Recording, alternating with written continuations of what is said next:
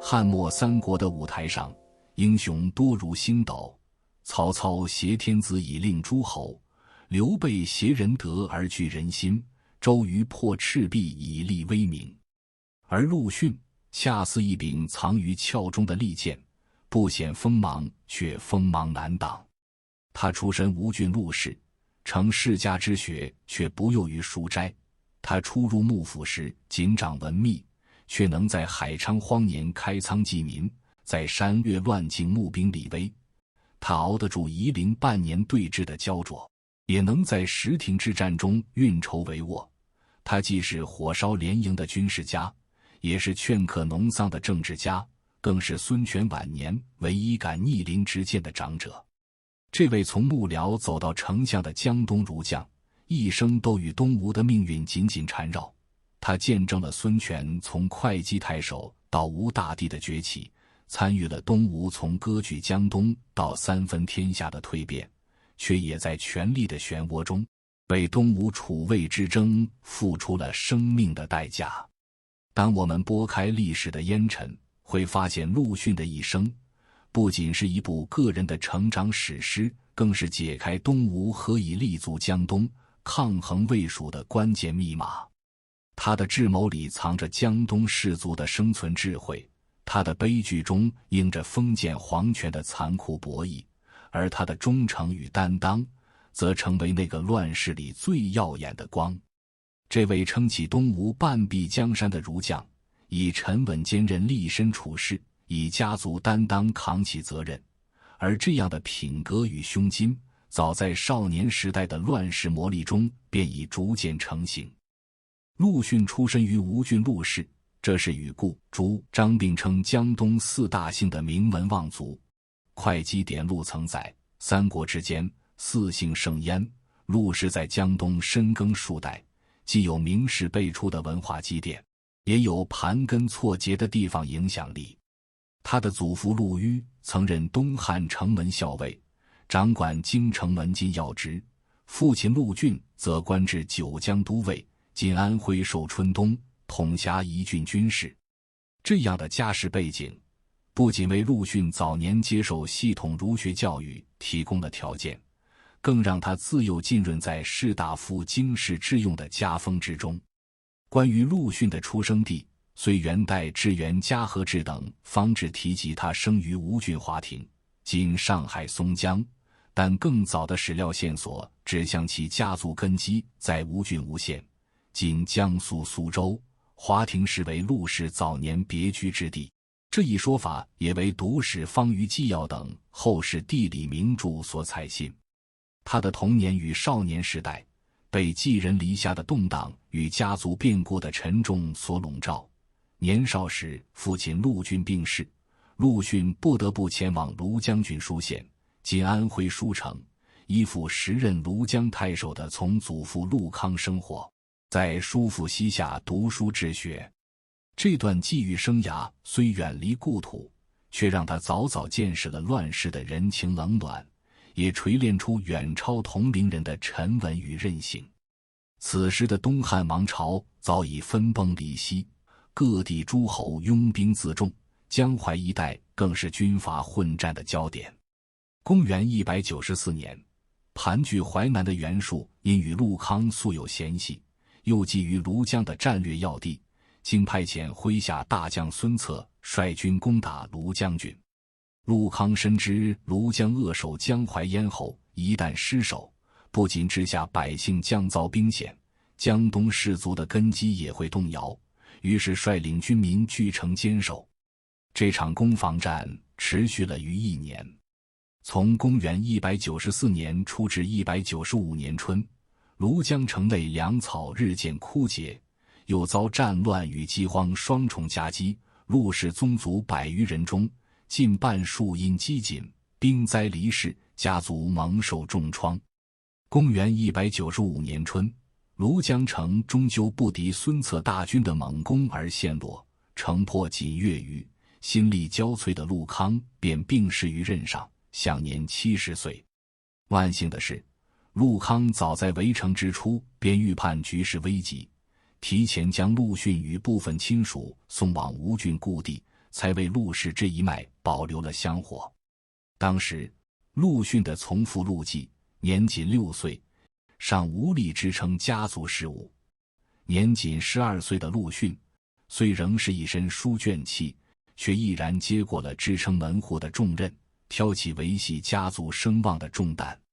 即使身处乱世动荡之中，却始终未丢世家传承的儒风。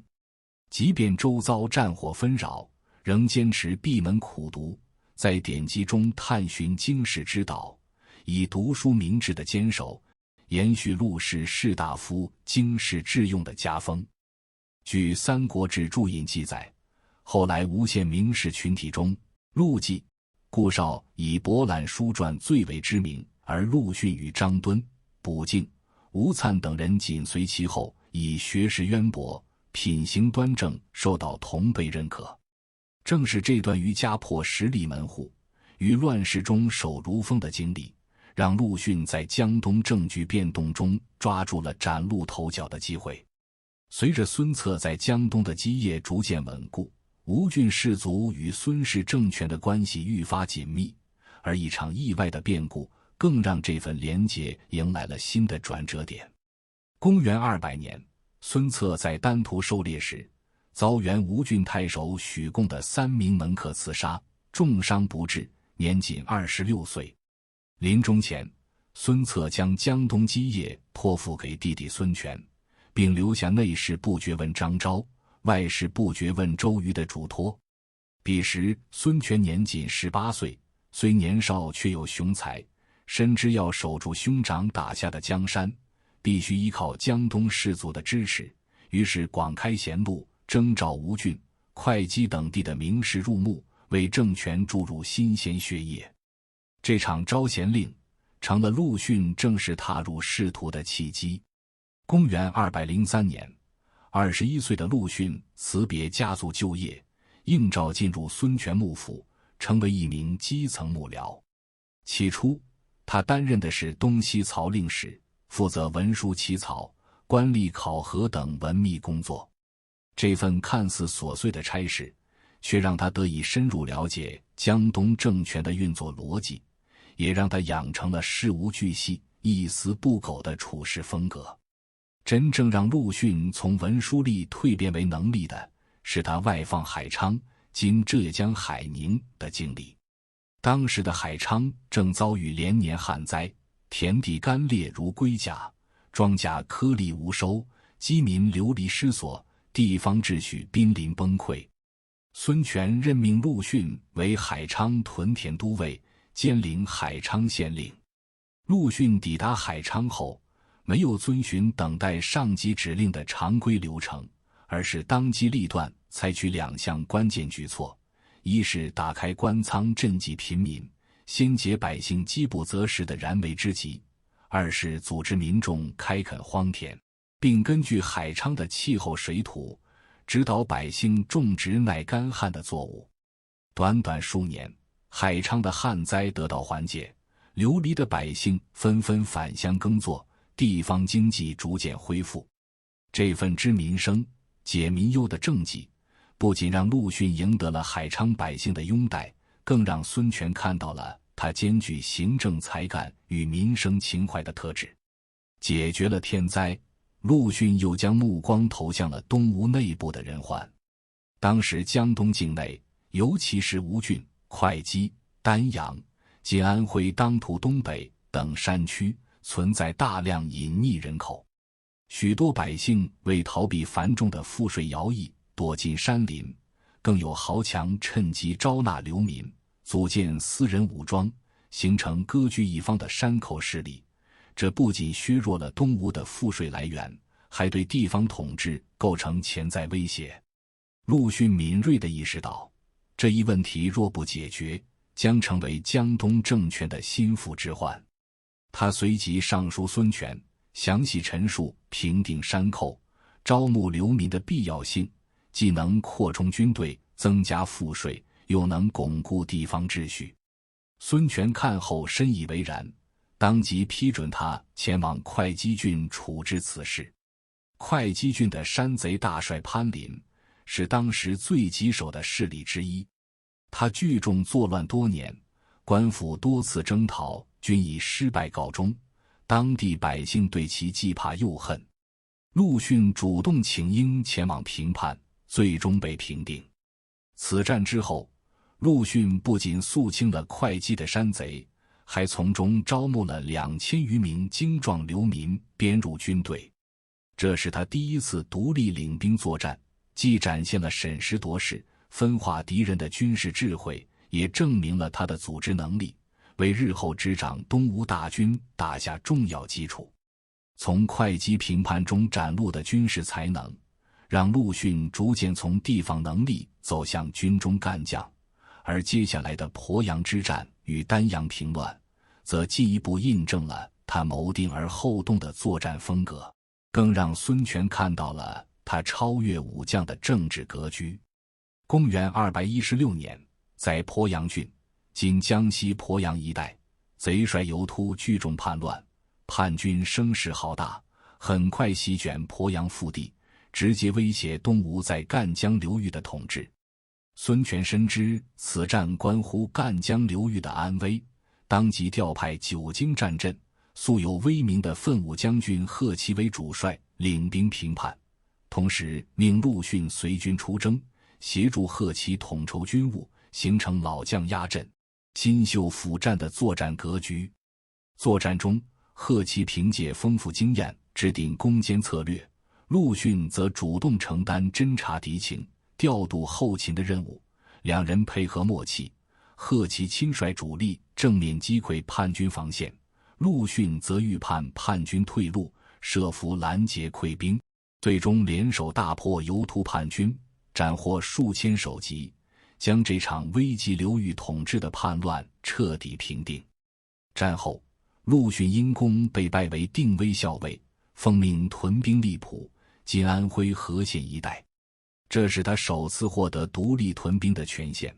标志着他正式进入东吴中层将领序列。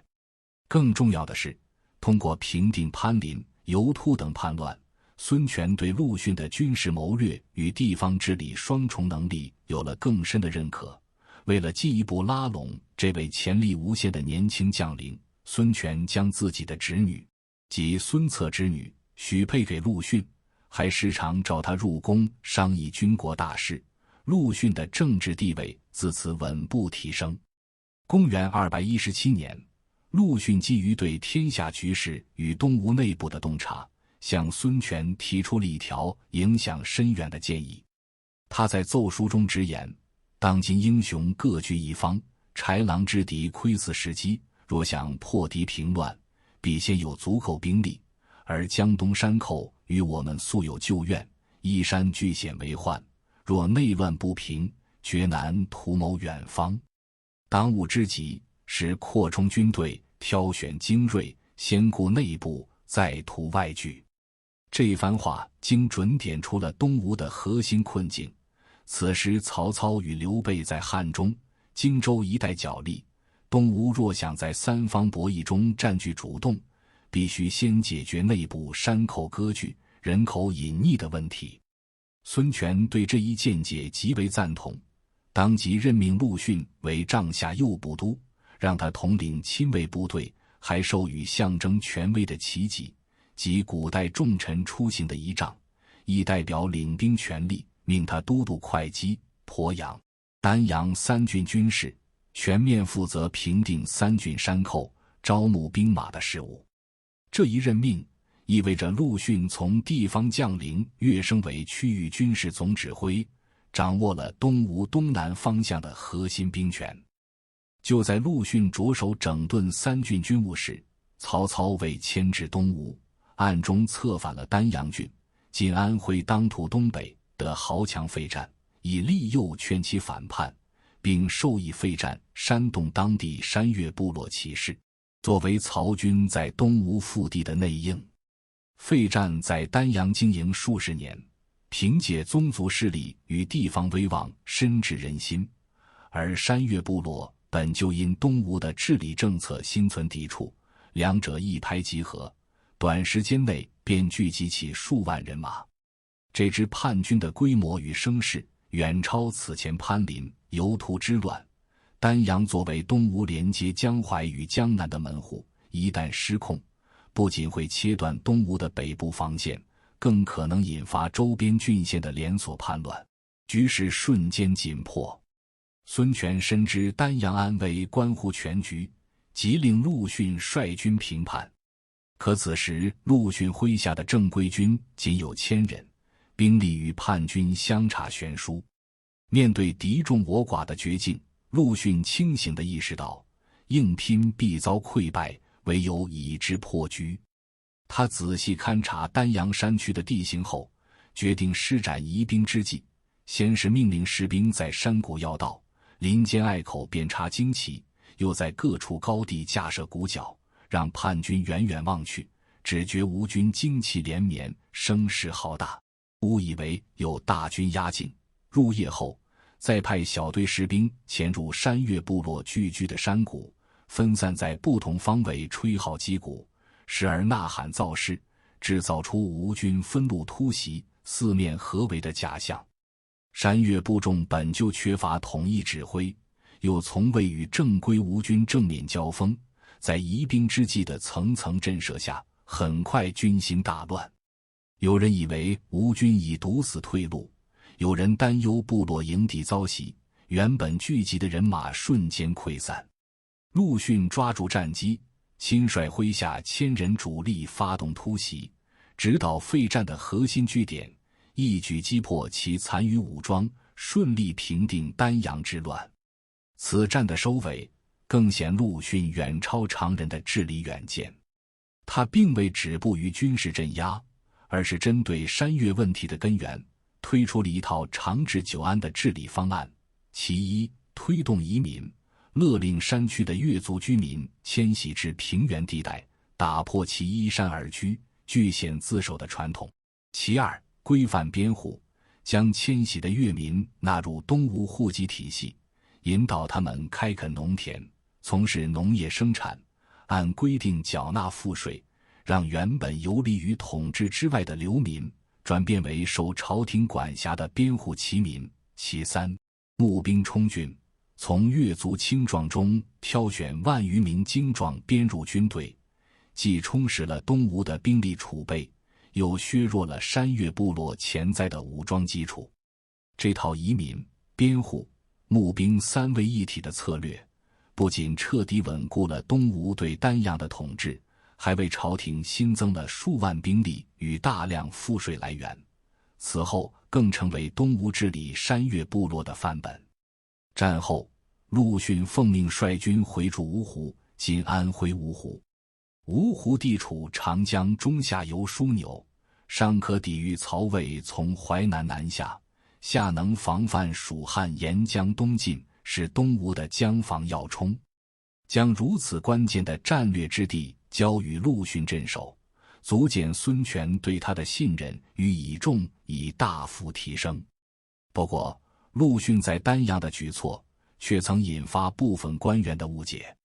会稽太守淳于氏认为，陆逊在平定山岳、招募兵马时，存在违法征用民众的情况，导致会稽所辖区域的百姓因兵役、徭役负担加重，生活受到影响，遂上表孙权弹劾陆逊。不久后，陆逊回都城拜见孙权，言谈间却主动向孙权举荐淳于氏，称赞他勤政爱民、体恤百姓，是地方治理的良例。孙权对此颇为不解，直言问道：“淳于氏弹劾你，你为何反而推举他？”陆逊神色平静地答道：“淳于氏弹劾我，并非出于私怨，而是因为他心系百姓，不愿民众因兵役、徭役受扰，想让百姓得以休养，其本心是为了国家与民生。若我因他弹劾过我，就反过来诋毁他、打压他，只会助长朝堂上相互攻讦、公报私仇的风气，这对国家大局极为不利。”这番话让孙权深受触动，感慨道：“这真是只有心怀国事的长者才能做到的事，寻常人难以企及呀。”陆逊此举不仅展现了他以国事为重，不计个人恩怨的胸襟，更让孙权彻底认可了他的政治远见与格局。正是丹阳平乱中展现的智谋与格局，让陆逊在东吴军政体系中站稳脚跟，而公元219年的荆州风云，则成为他从区域将领跃升魏国之柱时的关键一役。这场战役不仅改变了三国格局，更让陆逊以扮猪吃虎的谋略，在历史上留下浓墨重彩的一笔。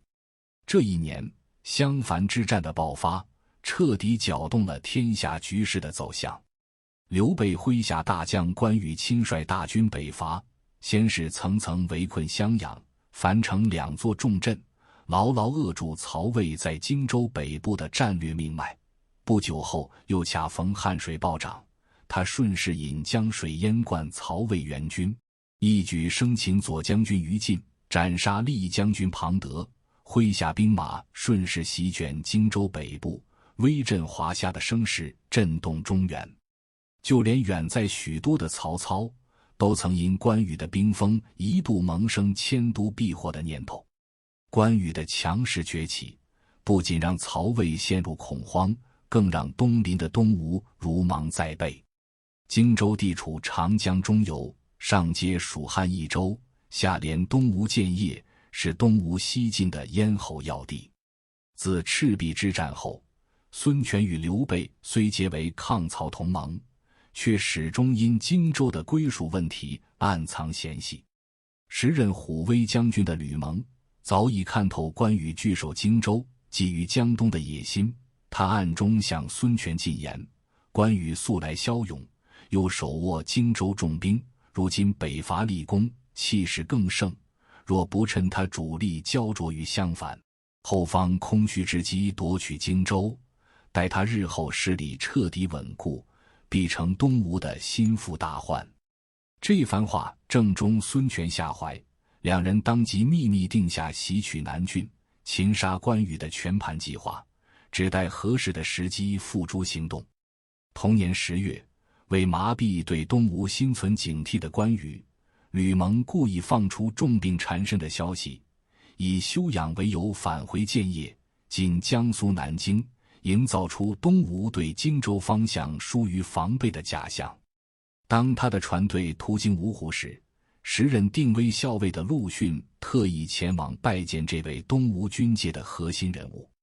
一番深入交谈后，陆逊看穿了吕蒙称病背后的深意，他直言不讳地献策，关羽依仗勇武与战功，素来骄傲轻敌，如今他全力北伐襄樊，对我东吴本就缺乏戒备，若听闻您病重离防，必定会更加松懈后方的守备。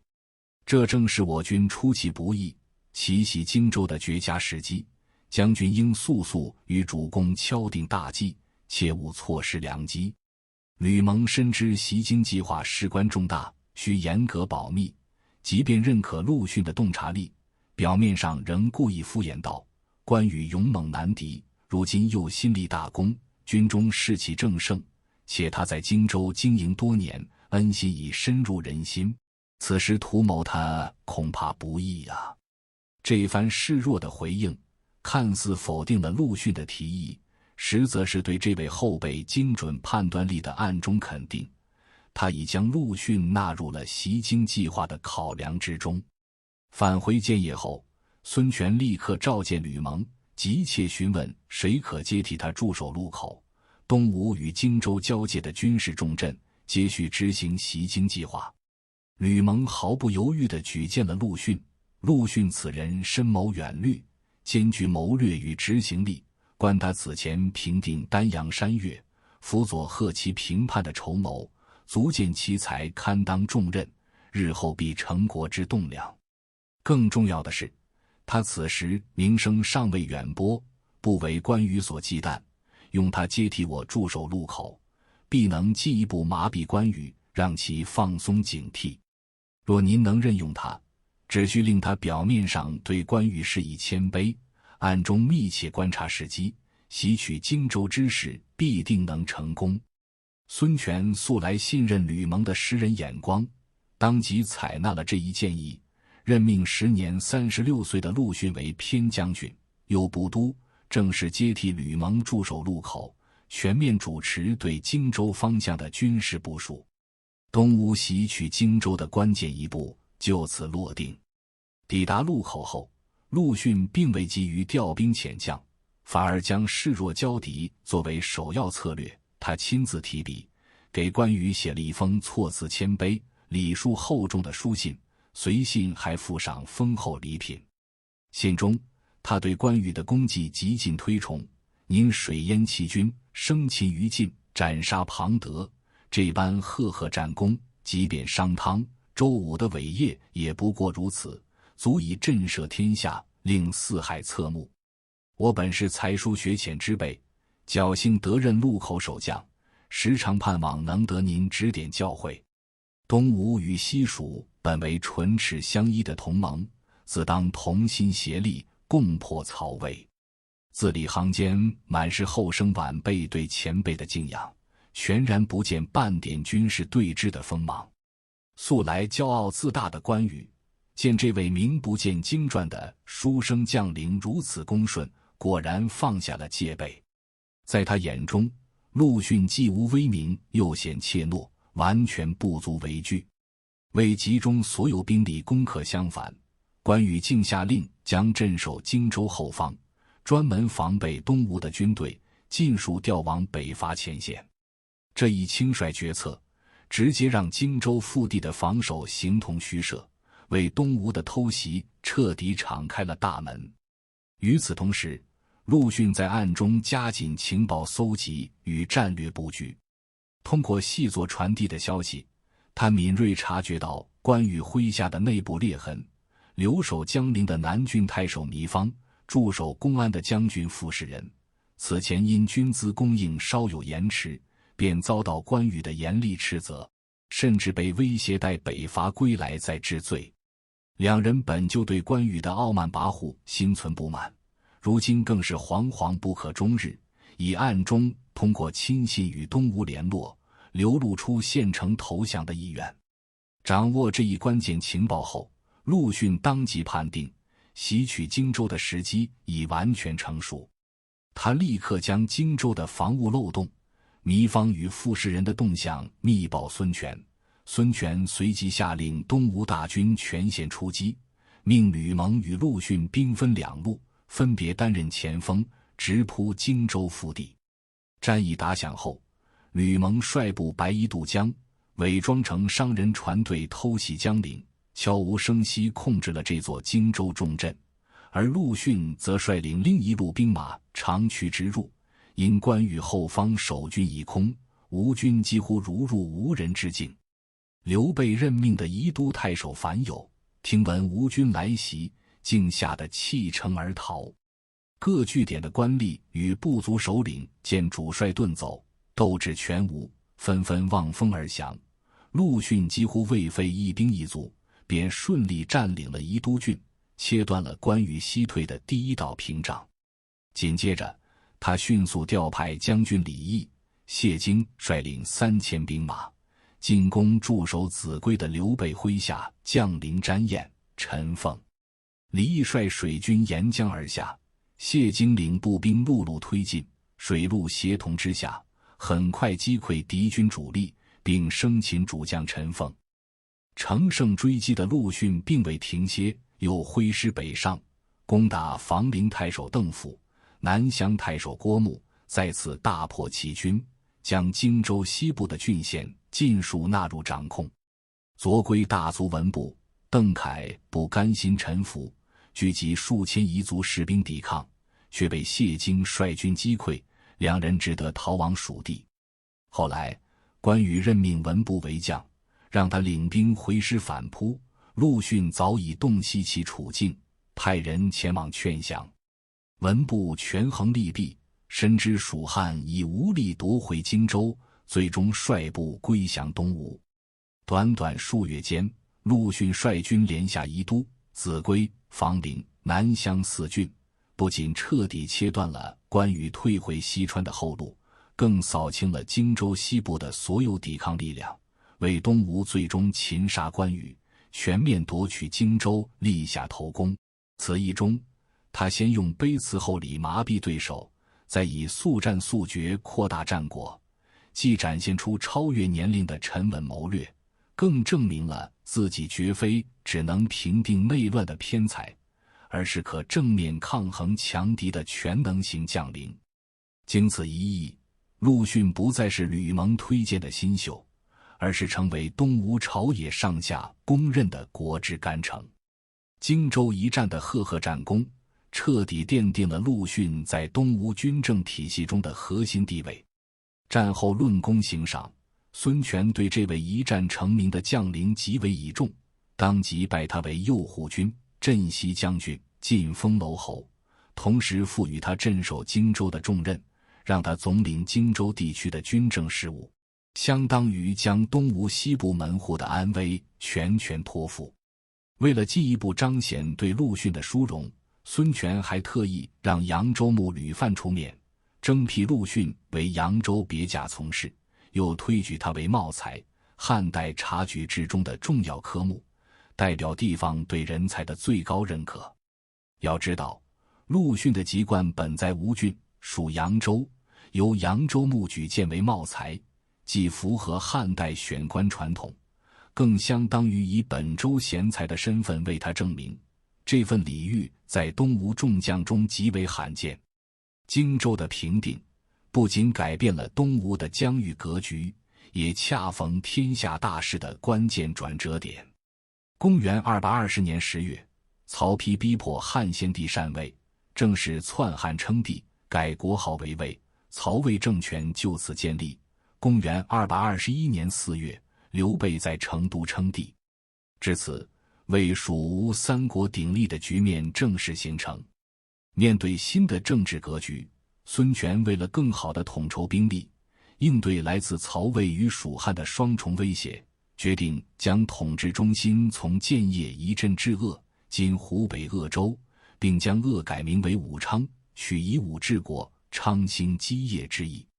这一迁都决策既凸显了荆州对东吴的战略重要性，也让镇守荆州的陆逊成为距离东吴权力核心最近的外镇将领之一。驻守荆州期间，陆逊并未沉溺于战功，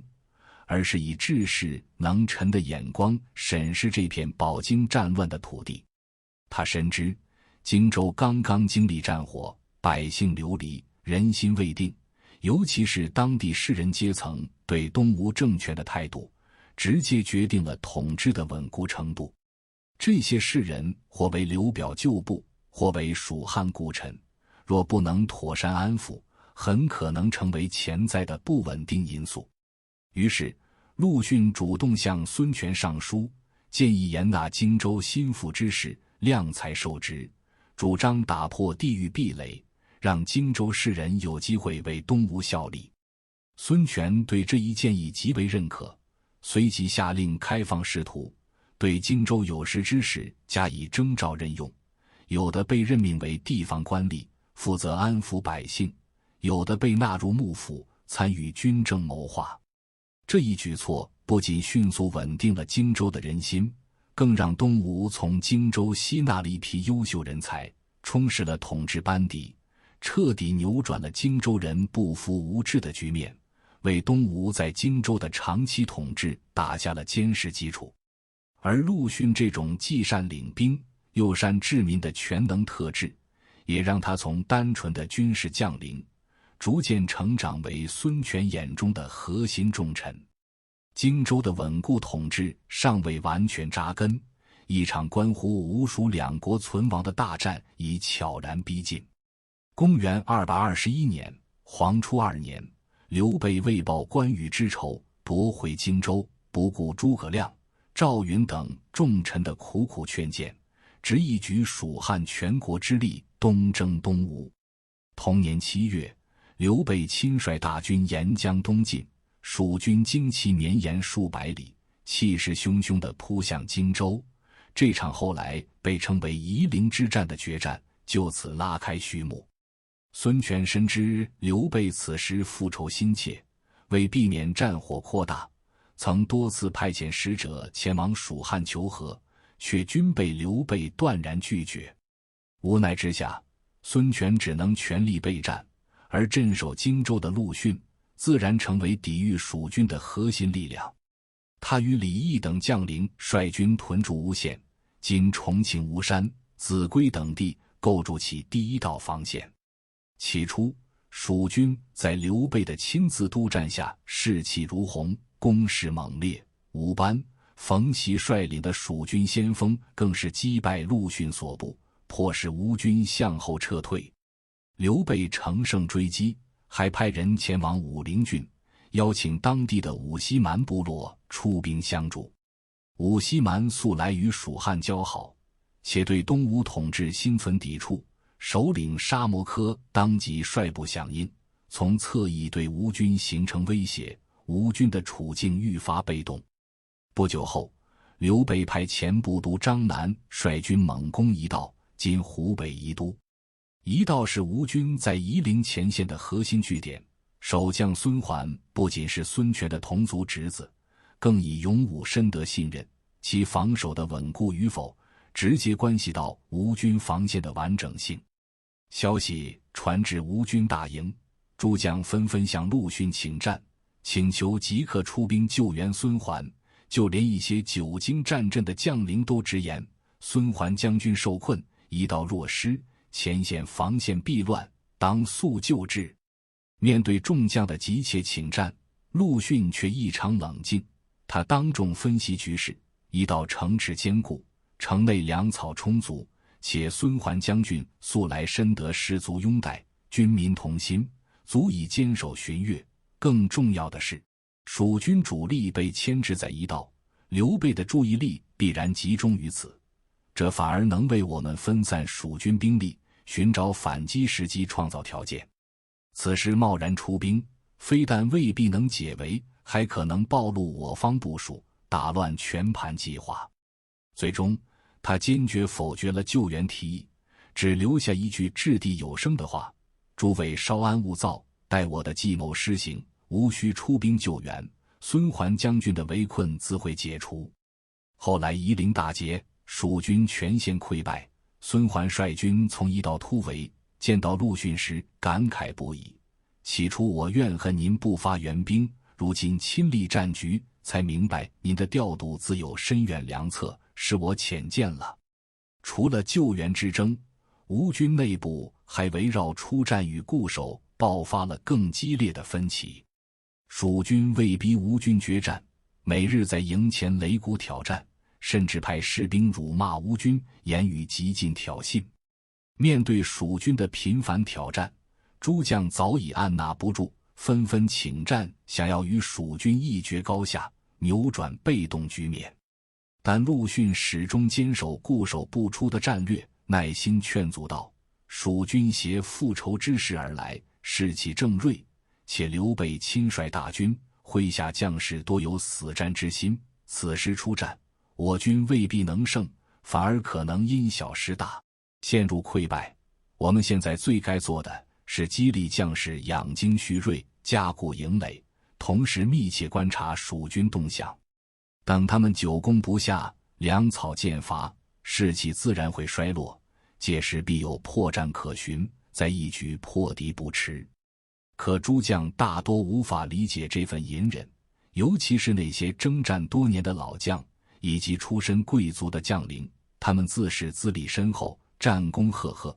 本就对陆逊这个书生出身的统帅心存轻视，如今见他一味避战，更认定他是为敌怯战，心中不满渐生，甚至时有抗命之举。有人私下嘲讽陆逊不知兵事，有人则故意拖延防御部署，军中隐现涣散之兆。面对内部的质疑与抵触，陆逊不再温和劝阻，而是以军纪为纲，强硬立威。他召集全体将领齐聚大帐，手持孙权授予的统军符节，厉声说道：我虽出身书生，却受命统领全军，肩负的是东吴安危之责。军中只论军令，不论资历，若有人再敢违令行事，或散布动摇军心之语，定按军法处置，绝不姑息。这番话震慑了所有将领，那些原本心存不满的人也不敢再肆意抗命。最终，陆逊以强硬态度维护了军队的统一指挥，确保固守疲敌的战略得以彻底贯彻。正是这份顶住内外压力、坚持战略定力的隐忍与果决，为吴军日后抓住战机、实现绝地反击守住了最关键的底气。在吴蜀两军相持数月的僵局中，率先失去耐心的是刘备。眼见吴军始终紧闭营门，固守不战，他决意用诱敌之计打破困局，暗中在山谷深处埋伏1000精兵，又命吴班率领少量士兵在平地扎营，营地故意布防松散，士兵看似懈怠，摆出一副兵力空虚、毫无防备的姿态，引诱吴军前来突袭。吴军诸将见此情景，果然按捺不住，纷纷涌入大帐请战。可陆逊一眼便看穿了这看似破绽的陷阱，他冷静地告诫众人：刘备身经百战，素来善用权谋，岂会轻易暴露致命弱点？吴班平地扎营，兵少力弱，这其中必然有诈，山谷中定有伏兵。若贸然出击，必中其计，届时损失惨重，战局将不可挽回。在他的坚决阻止下，吴军始终按兵不动，丝毫不为诱饵所动。刘备见诱敌之计落空，无奈之下，只得将山谷中的伏兵撤出。这一场空城计的博弈，最终以陆逊的沉稳洞察顺利度过。就这样，吴蜀两军在夷陵前线足足对峙了半年。时间推移至盛夏，南方酷暑难耐，蜀汉士兵多为北方人，本就难以适应湿热气候，加之长期屯兵不前，速胜无望，军中士气日渐低迷，怨声渐起。更致命的是，刘备为躲避酷暑，竟做出了一个葬送主动权的决策，将原本沿长江布防、可与陆军协同的水军全部移至路上扎营。这一调整彻底切断了水陆两军的呼应，让蜀军失去了战场机动的关键优势。再加上蜀军深入东吴腹地，绵延数百里的连营不仅分散了兵力，更让后勤补给愈发艰难。粮草运输线被拉长，短缺问题日益严重，士兵常有积馁之苦。种种隐患叠加，蜀汉军队的弱点已彻底暴露，而这一切都被陆逊看在眼里。他清楚，反攻的时机终于到了。公元222年6月，陆逊向孙权上书，详细阐述反攻计划与信心。臣观刘备用兵，历来胜少败多，实非深谙兵法之良将。如今他舍舟登岸，以步兵为主力，又连营数百里，布防分散，破绽已现，正是破敌的绝佳时机。臣定能率领将士大破蜀军，保全东吴疆土。孙权素来信任陆逊的判断，当即下令全军全力支持反攻，授予他统筹调度的全权。不过，陆逊并未急于发动全面进攻，而是先派小股部队对蜀军大营发起试探性攻击。此战吴军虽略有损失，却让陆逊找到了破敌的关键——火攻。他通过侦察发现，蜀军大营均以木栅搭建，营与营之间紧密相连，毫无防火间隙，且盛夏天气干燥，草木易燃，一旦一处起火，必能形成燎原之势，将连营彻底烧毁。摸清要害后，陆逊立即制定周密的火攻计划。他令每位将士随身携带一束干燥茅草，趁着夜色悄悄逼近蜀军大营。夜色掩护下，吴军将士匍匐前进，尽量不发出声响。待抵达指定位置，所有人同时点燃茅草，将火把掷向蜀军营寨。火势借着晚风迅速蔓延，瞬间吞噬了第一座蜀军营寨，浓烟滚滚，火光冲天。陆逊抓住战机，立即下令诸军全线出击。蜀军因大营被烧陷入一片混乱，士兵争相逃命，队列溃散，根本无法组织有效抵抗，只能向西狼狈溃退。驻守一道的孙桓见蜀军溃败，立即率军杀出，与朱然所部形成南北夹击之势，猛攻蜀军前部。蜀军将领张南虽奋力抵抗，却难敌吴军两面攻势，最终战死沙场。与此同时，陆逊早已布下天罗地网，他命水军封锁长江江面，切断蜀军可能的水上退路，又令孙桓扼守一道要冲，将蜀军分割在长江东西两岸，使其无法相互支援。随后展开各个击破。在吴军的猛攻与火攻之下，蜀汉40余座连营相继被烧毁，士兵死伤无数。都督冯习、武西蛮首领沙摩柯在乱军中战死，将领杜陆、刘宁走投无路，被迫向吴军投降。刘备见大势已去，只得率领残部退往马鞍山（今湖北宜昌西北），凭借山势据守，企图收拢残兵做最后抵抗。但陆逊没有给他喘息之机，他集中全部兵力，从马鞍山四面猛攻。蜀汉残兵本就是惊弓之鸟，面对吴军的凌厉攻势，瞬间土崩瓦解，又有数万人被歼灭。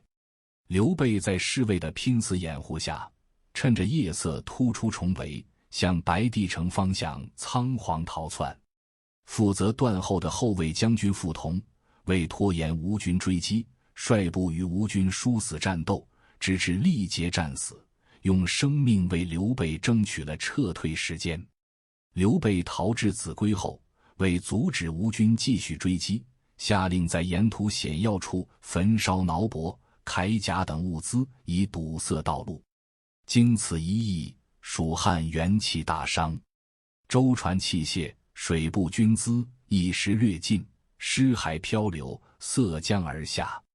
这场惨败不仅让刘备复仇夺地的计划彻底破产，更让蜀汉从此失去了与东吴抗衡的军事实力，彻底退出了荆州争夺。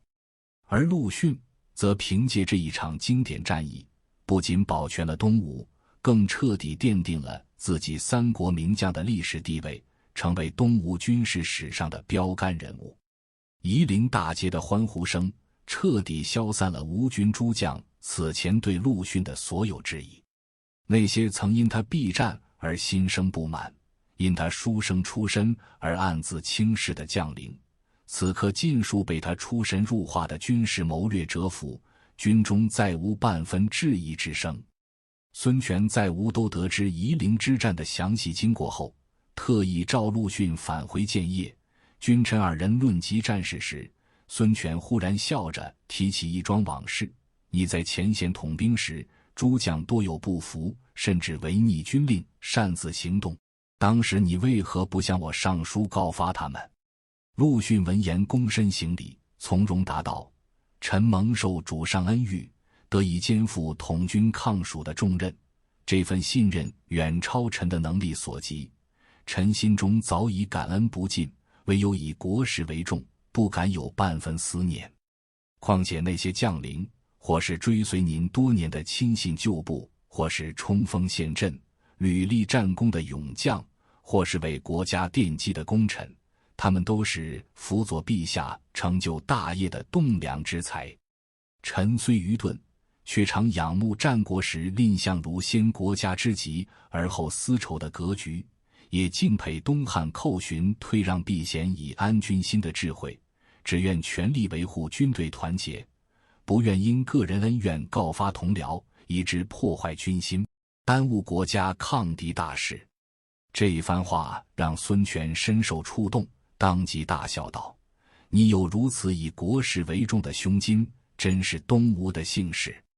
随后，孙权下旨加拜陆逊为辅国将军，兼任荆州牧，又将他的爵位改封为江陵侯。辅国将军是东吴军中高阶武官，象征着军事上的核心地位。荆州牧总领荆州军政大权，掌控东吴西部门户，而江陵侯的封地正是荆州核心要地江陵。这份任命既是对战功的极致嘉奖，更意味着陆逊正式成为手握重兵、镇守一方的西江柱石。自此，陆逊不仅是东吴的名将，更成为孙权倚重的军政核心，开启了他辅佐东吴君主的重臣生涯。刘备逃往白帝城后，吴军内部却围绕是否乘胜追击爆发了激烈争论。徐盛、潘璋、宋谦等将领认为，刘备已成惊弓之鸟，麾下残兵士气尽丧，此时若率主力西进，定能一举攻入蜀地，彻底消灭蜀汉。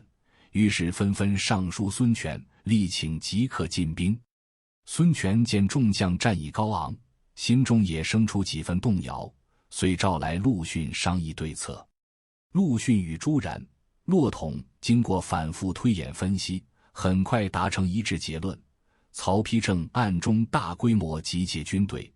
表面上声称要协助我军讨伐刘备，实则包藏坐收渔利的祸心，欲趁我军主力深陷蜀地，国内兵力空虚之际南下偷袭。若我们执意深入蜀地追击，不仅会因蜀道艰险陷入持久战，更会让东吴陷入腹背受敌的绝境。届时曹魏大军压境，夷陵之战的胜利果实将化为乌有，后果不堪设想。眼下当务之急，不是贪功追击刘备，而是撤军回防，全力防备曹魏偷袭。孙权听完这番全局考量，放弃了追击的念头，下令全军停止西进，指派李毅、刘珂率领少量部队追踪刘备至南山，今子归南岸山，便止步不前，主力则迅速回撤布防。后来的局势发展完全印证了陆逊的预判，蜀汉江北军将领黄权因退路被吴军截断，无法返回蜀中，被迫向曹魏投降。不久后，曹丕果然派遣大军分三路进攻东吴，但此时陆逊早已率领主力回防，与朱然、诸葛瑾等将领紧密配合，在荆州、扬州边境布下坚固防线。魏军见东吴防备严密，无隙可乘，最终只能无奈撤兵。正是陆逊这份不恋战功、洞察全局的战略远见，让东吴避开了两线作战的致命危机，稳稳守住了夷陵之战的胜利果实。而夷陵之战的惨败，彻底击垮了刘备的雄心与傲气。他收拢残兵败将，退回白帝城，今重庆奉节东，回想自己一生征战，从平定黄巾到割据巴蜀，历经无数风浪，如今竟被年纪远小于自己的陆逊打得一败涂地，心中又羞又怒，不禁慨叹命运弄人。这份难以释怀的不甘与愤懑，让本就年迈的刘备身体愈发虚弱，只能在白帝城暂作休整。同年秋天，刘备听闻曹魏大军进攻东吴的消息，心中竟又燃起一丝坐收渔利的希望，同时也想借机试探东吴的虚实。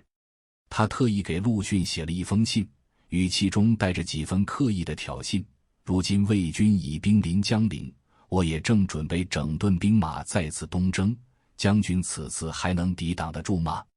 面对刘备的试探，陆逊毫不示弱，回信直截了当地戳破其底气：恐怕您上次夷陵战败的创伤尚未痊愈，麾下兵力也未恢复，没时间再兴兵吧。眼下您最该做的是与我军恢复友好，互通使者，重修盟约，而非再起战端，消耗国力。若您执意不顾现实来攻，这次我绝不会让一人一马活着回去。这封回信既展现了东吴的强硬态度，也精准点破了刘备虚张声势的本质。另一边，孙权得知刘备始终驻守白帝城，虽清楚蜀汉国力衰弱，已无主动进攻之力，但仍担心刘备会为复仇铤而走险，长期对峙终究不是良策。更重要的是，他深知曹魏才是东吴最大的威胁，若吴蜀继续敌对，只会让曹魏坐收鹬蚌相争之利。权衡之下，孙权主动派遣使者前往白帝城，向刘备表达求和之意。刘备此时也已认清现实，蜀汉若再与东吴为敌，一旦曹魏转而攻蜀，将陷入两面受敌的绝境。于是他顺水推舟，同意了孙权的求和提议。自此，吴蜀两国结束了剑拔弩张的敌对状态，关系逐渐趋于缓和。这一局面的达成，既有双方实力权衡的现实考量，更离不开陆逊此前只追防卫的战略布局。正是他及时阻止坠机，稳固了东吴防线，才让孙权拥有了主动向蜀汉求和的底气，也为日后吴蜀再次结盟抗曹埋下了伏笔。吴蜀关系缓和后，东吴的内部政局与战略布局迈入新阶段，陆逊的角色也随之从军事统帅逐步向治国重臣延伸，成为孙权愈发倚重的核心力量。公元223年4月，陆逊与丞相孙绍共同牵头，率领朝中百官上表，劝说孙权登基称帝，建立正式王朝。此时东吴已稳固占据江东、荆州大片疆域，国力蒸蒸日上。群臣普遍认为，称帝既是彰显东吴正统地位的象征，更能凝聚国内人心，强化统治根基。但孙权顾虑曹魏、蜀汉两个政权仍在，担心过早称帝会触发两国联手施压，遂以天下为一、苍生未安为由谦让推辞，并未应允。同年5月，白帝城传来关键消息，刘备病逝于永安宫，太子刘禅即位，由丞相诸葛亮辅政。诸葛亮深知蜀汉经夷陵之败后国力大损，若继续与东吴为敌，一旦曹魏发难，蜀汉将陷入腹背受敌的绝境。而要实现北伐曹魏、兴复汉室的终极目标，重建吴蜀联盟是唯一可行之路。于是他主动派遣使者邓芝前往东吴，正式提出恢复两国友好关系的提议。孙权欣然应允，吴蜀联盟自此重启。而维系这一关键联盟的重任，孙权特意交给了陆逊。此后吴蜀之间的所有外交交涉，孙权均下令由陆逊与诸葛亮直接通信商议。为表极致信任，他还将一枚自己的玉玺存放在陆逊住所，规定凡是东吴给蜀汉的信件，都需先将草稿送往陆逊处审阅，若陆逊认为内容有不妥之处，可直接修改润色，修改完毕后再加盖玉玺正式发出。这种君臣相知、权柄相托的信任程度，在中国古代历史上极为罕见。除了外交与军事领域，陆逊在治国理政上同样展现出超越常人的深远眼光。公元226年春天，他在镇守荆州期间，敏锐发现当地因人口增长、军需消耗加大，出现了粮食短缺的苗头。他当即上书孙权，提出令诸将率师广开农田的建议，主张让军队将领带领士兵开垦荒地，发展农业生产，既增加粮食储备，也实现兵农合一的长效补给。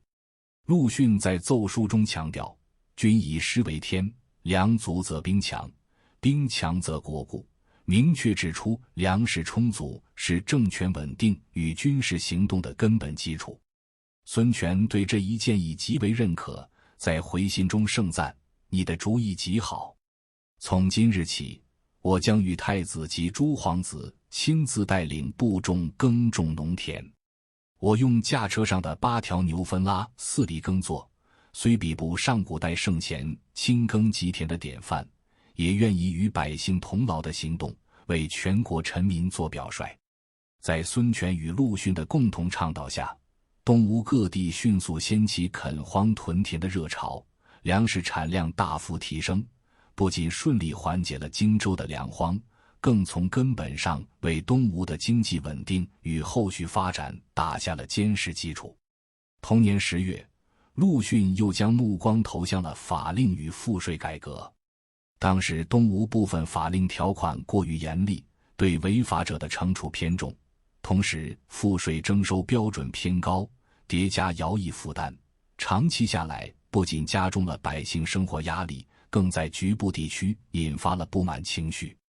他再次上书孙权，恳切劝说，当今天下未定，民生为本，以广施恩德，减轻刑罚，放宽田赋征收额度，暂停额外赋税，让百姓得以休养生息，恢复生产，如此才能凝聚民心，稳固国本。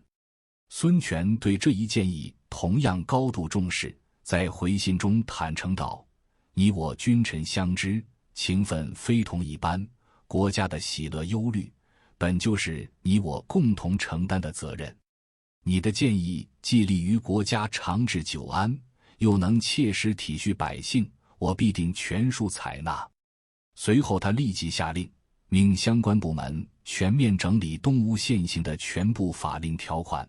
派郎中楚风将法令文本送往陆逊与诸葛瑾手中，明确要求二人根据实际治理情况增删修改，务必让修订后的法令既符合国家发展需求，又能切实维护百姓利益。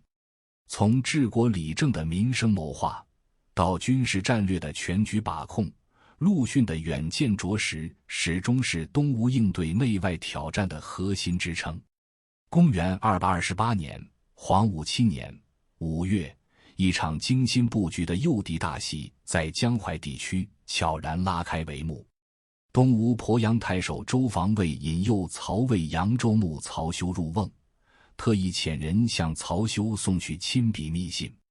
信中他谎称自己因多次直言进谏遭孙权斥责，心中积怨难平，决意弃吴降魏，不仅请求曹休率大军赶赴宛城、今安徽潜山接应，还承诺愿以鄱阳郡为内应，协助曹魏夺取东吴的江东腹地。曹休身为曹魏宗室重臣，素来交金轻敌，收到密信后竟未加细辨，便信以为真。他当即上奏魏明帝曹睿，请求率军南下接应周防，夺取宛城。魏明帝为确保战事万无一失，随即调兵遣将，令大将军司马懿率军进逼江陵（今湖北江陵），从西路牵制吴军主力，又命建威将军贾逵领兵赶赴东关（今安徽含山西南），与曹休大军形成东西呼应，企图以三路夹击之势突破东吴防线。一时间，江淮地区战云密布，东吴面临着赤壁之战后又一场大规模的军事考验。孙权得知曹魏大军动向，当即亲率禁军进驻宛口（今安徽怀宁皖水陆江处），统筹全局。而这场战役的核心指挥权，他毫无悬念地交给了陆逊。为彰显对陆逊的极致信任与军事授权，孙权正式拜陆逊为大都督，授予他象征天子权威的假黄钺。持此信物，陆逊可在军中代天子行使生杀大权，同时命他统领东吴6师及禁卫军，全权代理江淮前线的所有军事事务。更显殊荣的是，陆逊出征当日，孙权亲自手持马鞭为他引路开道。这份君尊臣的礼遇，在东吴历史上绝无仅有，也彻底印证了陆逊国之柱石的崇高地位。此外，孙权还派奋武将军朱桓、绥南将军全琮分别担任左、右都，各率3万精锐协同陆逊，形成中路主力2翼助攻的3路作战布局。此时，曹休率领的10万步骑兵已逼近宛城，行军途中虽从当地流民口中察觉些许破绽，隐约识破了周防的诈降之计，却因2点顾虑不愿撤军。一是大军已深入东吴境内数百里，贸然撤退恐遭吴军追击，导致军心溃散，损兵折将；二是自恃兵力雄厚，认为即便有埋伏，凭借10万大军的战力也能正面击破吴军。最终曹休不顾麾下谋士劝阻，执意率军向宛城腹地推进。不久后，吴魏两军在石亭（今安徽潜山东北）相遇，决战正式爆发。战役打响后，陆逊以中路军为核心主力，令朱桓、全琮分别率领左、右路军，严格按照诱敌深入、分隔包围的战术展开进攻。他先让周防继续向曹休传递东吴内部叛乱、前线兵力分散的虚假情报，进一步麻痹曹休，引诱其大军远离曹魏援军，深入吴军预设战场。据《三国志·朱桓传》记载，战前朱桓曾提出意见：曹休撤军必走嘉实、挂车2道，此2处地势险要，易守难攻。若我率军提前扼守，可断其退路，届时必能全歼魏军，生擒曹休。但陆逊经过冷静分析后，拒绝了这一提议。他认为曹魏贾逵部以星夜向嘉实进军，若分兵断道，不仅可能被贾逵援军反围，还可能打草惊蛇，让曹休察觉危机后提前撤军，反而无法实现重创魏军主力的核心目标。最终，陆逊的稳健策略发挥了关键作用。当曹休大军进入石亭预设战场时，吴军突然从3面发起猛攻。中路军正面突破魏军大阵，左、右路军则迂回包抄，切断魏军侧翼。曹休大军因毫无防备，瞬间陷入混乱，士兵争相逃命，阵型彻底溃散。吴军将士在陆逊的指挥下士气高涨，奋勇杀敌，曹魏军队节节败退，尸横遍野。曹休见败局已定，只得率领残部向嘉实方向仓皇撤退。陆逊则下令诸军全线追击，一直追至嘉实（今安徽桐城北），因贾逵援军已至，才停止进攻。此役，吴军共斩杀、擒获魏军1万余人，缴获牛马骡驴等牲畜无数，运输车辆1万余辆，以及粮草、兵器等大量军资器械，取得了决定性胜利。曹休率领的残部虽在贾逵援军的接应下侥幸逃脱，但他本人因战败羞愧交加，再加上连日逃亡的劳累，不久后便在洛阳发病去世。石亭之战的胜利不仅沉重打击了曹魏在江淮地区的军事力量，彻底巩固了东吴的江北防线，更重要的是，他为孙权日后登基称帝奠定了坚实的政治与军事基础。经此一役，东吴的国力与威望大幅提升，曹魏不得不承认其3分天下的事实，江东内部也凝聚起拥戴孙权称帝的共识。1年后，孙权正式在武昌登基，建立吴国，而这一切的起点，正是陆逊在石亭之战中铸就的辉煌战绩。石亭之战的辉煌胜利，不仅让东吴在江淮战场彻底压制了曹魏，更彻底扫清了孙权称帝建吴的最后障碍。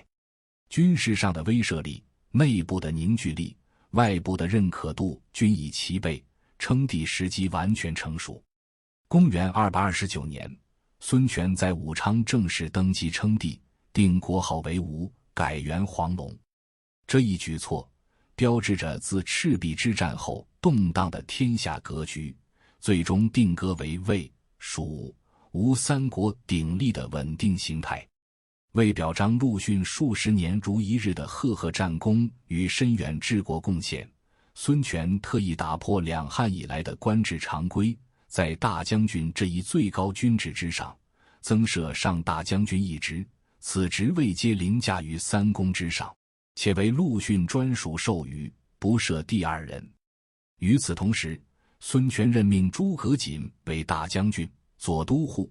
而陆逊则任上大将军、右都护。在两汉至三国的礼制传统中，尊右卑左是延续已久的定制，左、右都护与大将军、上大将军的直接搭配，不仅是对陆逊功绩的极致认可，更以制度形式明确了他在东吴军事体系中独一无二、无可替代的核心统帅地位，其声望与权柄达到顶峰。同年，孙权出于掌控江东核心、兼顾南北防务的考量，决定东巡建业，今江苏南京，并将都城从武昌迁回建业。建业地处江东腹地，既是东吴起家的根基所在，也更便于掌控扬州附属之地，而武昌则作为西据曹魏、南镇荆州的军事重镇保留。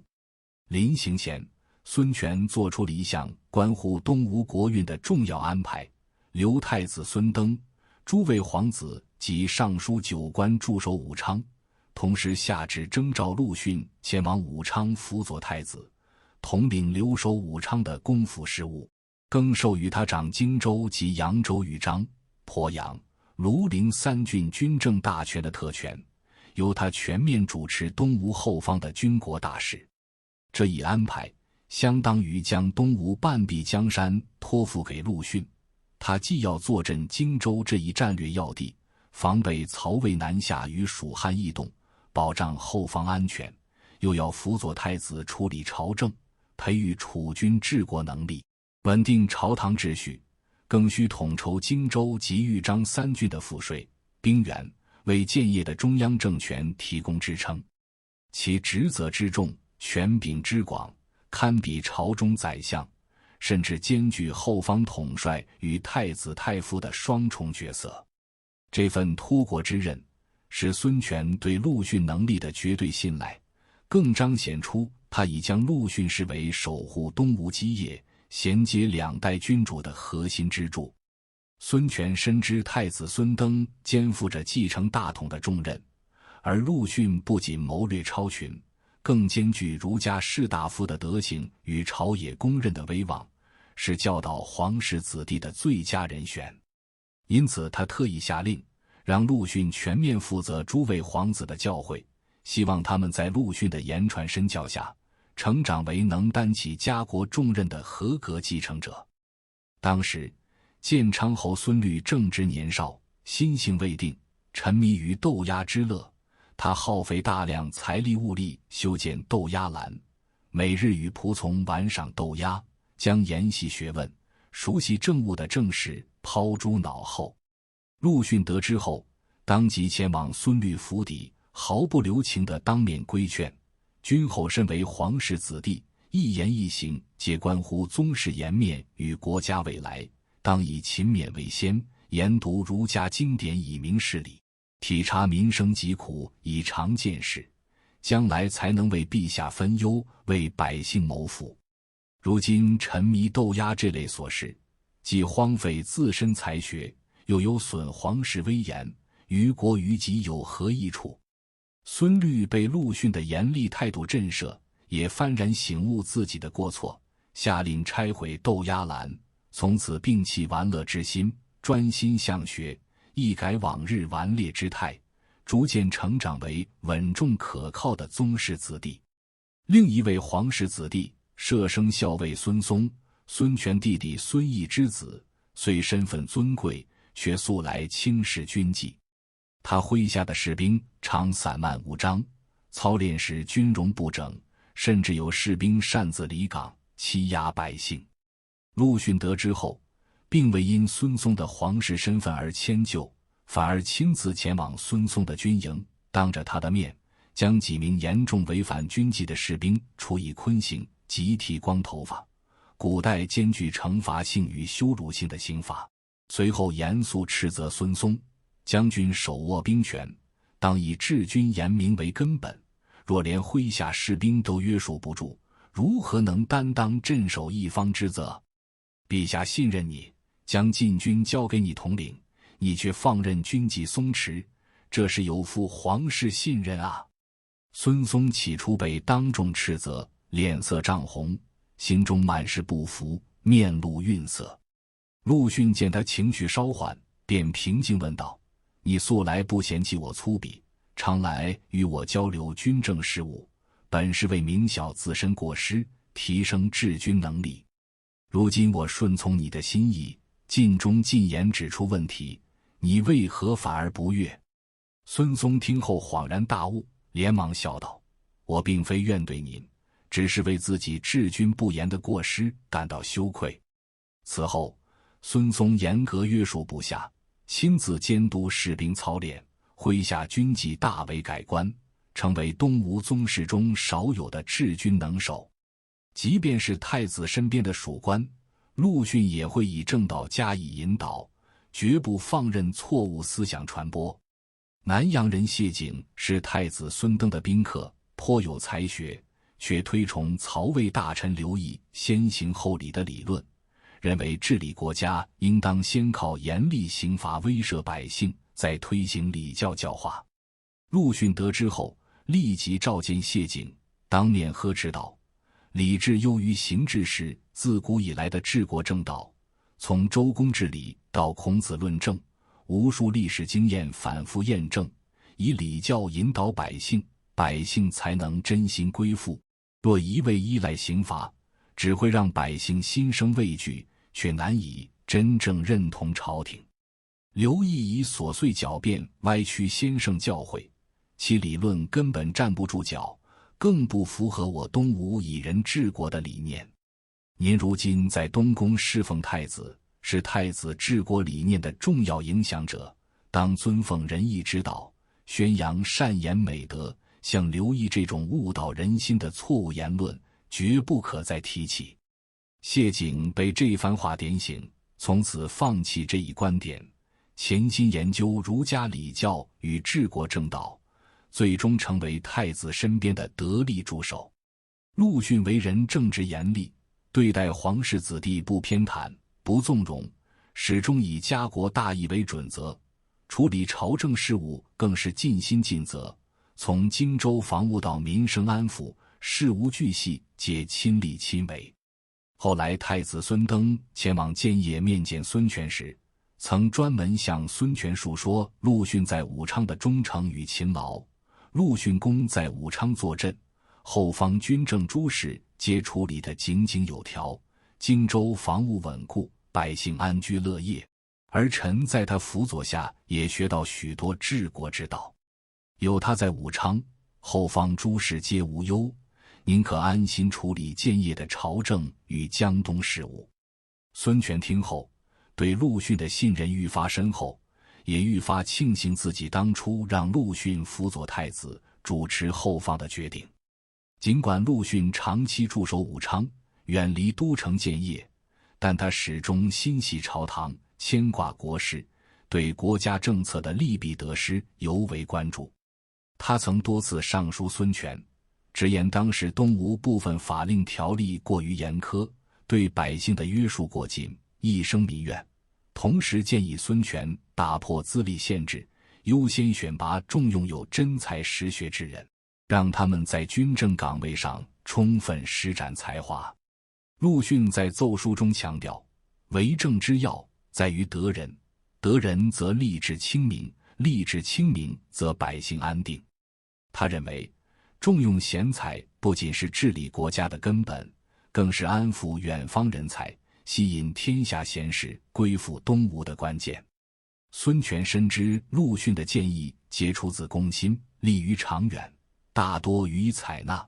随后对法令进行了适度调整，放宽了对百姓的过度约束，有效缓和了社会矛盾，为东吴的长治久安筑牢了根基。即便陆逊已成为东吴后方的定海神针，孙权在重大战略决策上仍习惯性将他的意见作为重要参考，但并非所有时刻孙权都能完全听从这份理性谏言。公元230年的宜州之争，便是君臣间一次典型的战略分歧。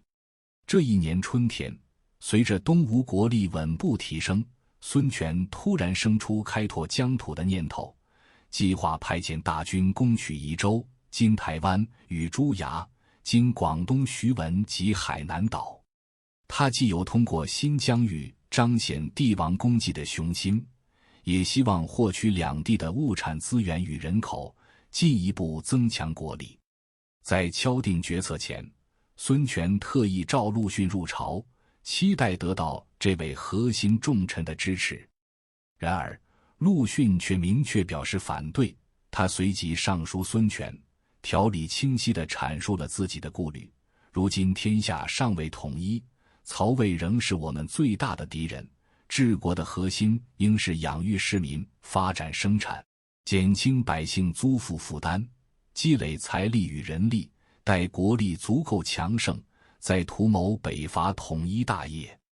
而宜州、珠崖地处海外偏远之地，远离中原文明，气候湿热恶劣，当地土著习俗与我东吴截然不同，难以教化与管理。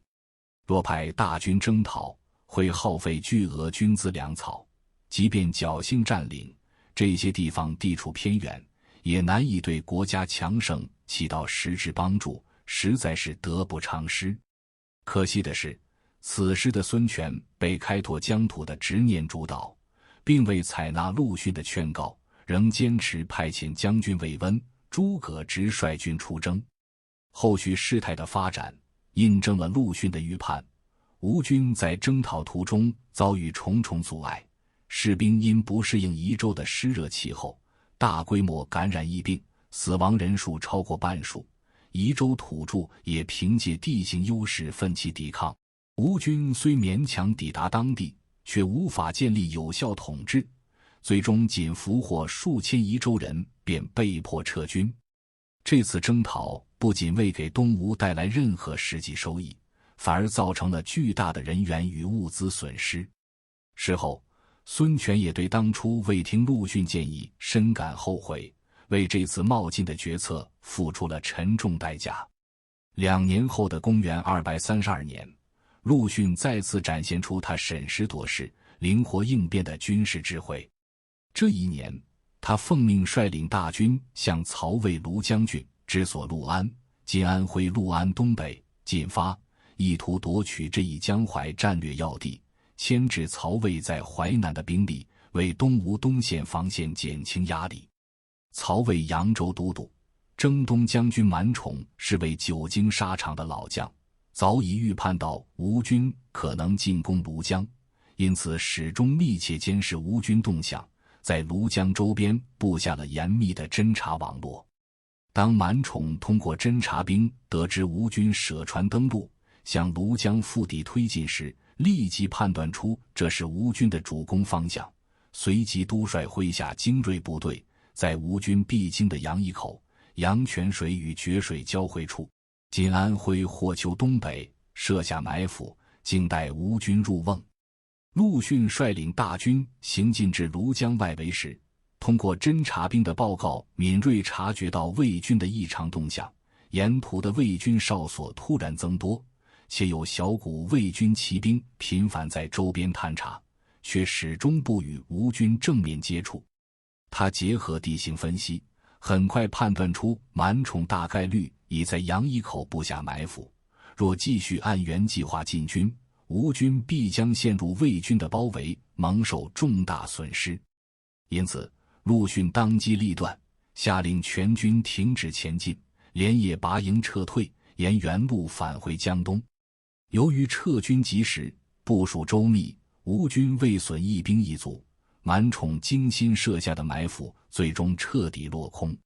这次行动虽未达成夺取庐江的目标，却以零损失的结果避免了无谓牺牲，更凸显了陆逊在军事行动中不贪功、重实效的理性思维。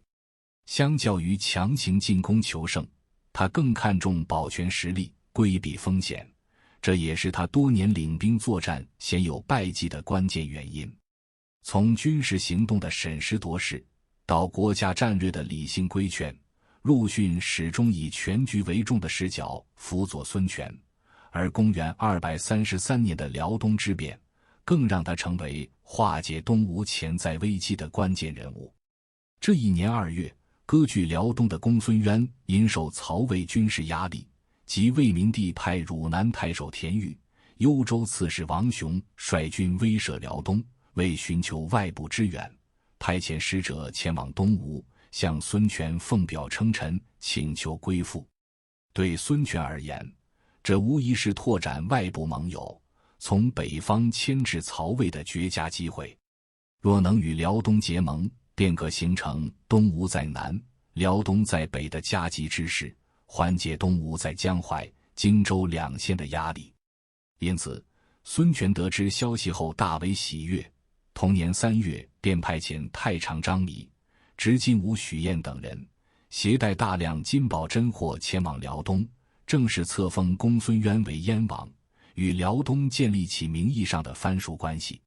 然而，公孙渊的归附本就是权宜之计。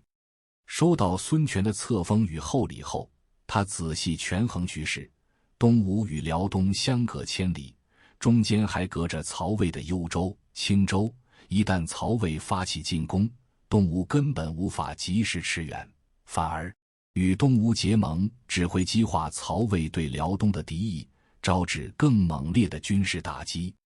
最终，公孙渊决定背弃盟约，转而向曹魏示好。他不仅下令斩杀了孙权派去的使者张弥、许彦，将东吴送来的金宝珍货尽数截留，还把使者的首级献给魏明帝曹睿，以此表忠心。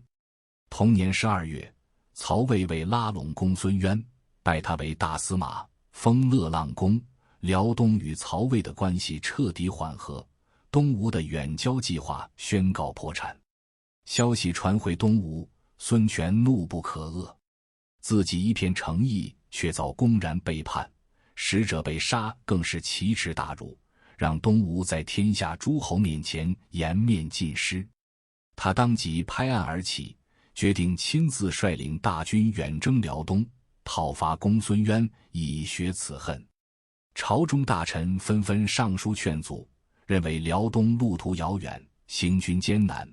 且曹魏极可能趁东吴主力北上时偷袭江淮防线，此时远征风险极大。但孙权正处于盛怒之中，根本听不进任何劝告。就在这关乎东吴国运的关键时刻，陆逊再次挺身而出，上书孙权进行恳切规劝，直击要害。他在奏书中写道：陛下以神武之资平定江东，建立霸业，如今当以国家大局为重，不可因一时之怒行冲动之举。公孙渊背信弃义固然可恨，但辽东偏远苦寒，气候酷寒，我军将士多为南方人，难以适应那里的严寒，长途行军更会导致士兵疲惫，粮草短缺，未战先损。更危险的是，曹魏一直对我东吴虎视眈眈，若陛下亲率大军远征，国内兵力空虚，曹魏必然趁机南下，届时我军将陷入腹背受敌的绝境，轻则丢失江淮之地，重则动摇国本，后果不堪设想。不如暂且忍耐这份屈辱，继续专注于发展生产、训练军队、增强国力，待将来时机成熟，再一并解决公孙渊与曹魏的问题，方为长久之计。孙权读完奏书后，怒火渐渐平息，他冷静下来反思，意识到自己因愤怒冲昏了头脑，亲征辽东确实是极不理智的决定。正如陆逊所言，一旦曹魏趁虚而入，东吴将陷入万劫不复之地。最终，孙权压下心中的怒火，采纳了陆逊的建议，放弃了远征计划。正是陆逊这份敢逆龙鳞、以理服人的勇气与远见，让东吴避开了一场可能动摇国本的军事冒险，也再次印证了他国之柱石的不可替代性。从力阻辽东远征的冒进，到主导吴蜀协同北伐的联动，陆逊始终以联蜀抗魏为战略核心，辅佐孙权，而公元234年的吴蜀联合北伐，更是他临危不乱、智计百出的经典战例。这一年2月，蜀汉丞相诸葛亮历经数年筹备，发动第5次北伐。为形成对曹魏的东西夹击之势，他特意派遣使者赶赴东吴，与孙权约定同时出兵。孙权深知吴蜀联盟是对抗曹魏的关键根基，当即应允，决定亲率大军配合蜀汉行动。一场牵动三国局势的东西联动大战就此拉开帷幕。同年5月，孙权敲定3路进军计划，自己亲率10万大军进驻巢湖口，主攻曹魏合肥新城，作为东吴的主攻力量。任命陆逊与诸葛瑾率领1万余人进抵江夏郡，郡治武昌（今湖北鄂城）、绵口（今湖北汉口），伺机进攻襄阳，从西路牵制魏军主力。另派将军孙韶、张成领兵1万余人进抵淮河沿岸，计划进攻广陵、淮阴（今江苏淮安），从东路威胁曹魏徐州。3路大军齐出，形成多点开花、首尾牵制的进攻态势。一时间，曹魏陷入首尾难顾的巨大军事压力，魏明帝曹睿不得不亲自统筹应对。曹睿迅速作出部署，派护军秦朗统领2万步骑兵驰援司马懿，专门抵御诸葛亮的蜀汉大军。先前8000步骑兵紧急驰援合肥新城，加固城防，补充粮草。随后亲自率领水师从洛阳出发，星夜赶赴合肥前线督战。帝王亲征的举动，既为魏军提振士气，也显露出曹魏对此次危机的重视。7月，孙权率领主力对合肥新城发起猛攻，但新城守将张颖早有防备，他率城中士兵加固城墙，深挖壕沟，凭借坚城顽强抵抗。吴军多次架设云梯攻城，用撞车破门，均被魏军击退，始终无法突破防线。吴军长期屯兵城下，恰逢夏季酷暑，军中疫病蔓延，士兵大量患病，战斗力骤降。而曹魏援兵已陆续抵达，曹睿亲率的大军也近在咫尺。孙权见攻城无望，局势愈发不利，只得下令撤为退兵。东吴主力的进攻以失败告终。主力撤退的消息传到西路军时，陆逊与诸葛瑾正驻扎在江夏、绵口一带，积极筹备进攻襄阳。为确认下一步行动方案，陆逊派亲信韩扁前往建业向孙权汇报军情，却不料韩扁在返回途中遭遇曹魏巡逻兵，当场被俘，随身携带的西路军兵力部署、作战计划等机密书信也被搜走。诸葛瑾得知消息后大惊失色，立即写信给陆逊，急切说道：敌人捉住韩扁，已掌握我们的全部计划，如今江水渐浅，战船行动不便，若继续停留此地，恐遭魏军合围，不如立即撤军回武昌。收到信的陆逊却异常平静，既没有立刻回信，也没有下令撤军，反而像往常一样派人去田间督促士兵种植风和豆，自己则与诸将一齐设戏，一副胸有成竹、不为所动的模样。诸葛瑾愈发焦急，索性亲自前往陆逊营中当面询问。直到此时，陆逊才从容解释：陛下已率主力东归，我们若仓促撤军，魏军必然察觉我们的意图，定会趁机追击，届时我军退路被断，难免受损。如今韩扁被俘，计划泄露，但魏军并不知道我们已得知主力撤退的消息，也不确定我们下一步动向。我们应当用计稳住魏军，再从容撤军，才能万无一失。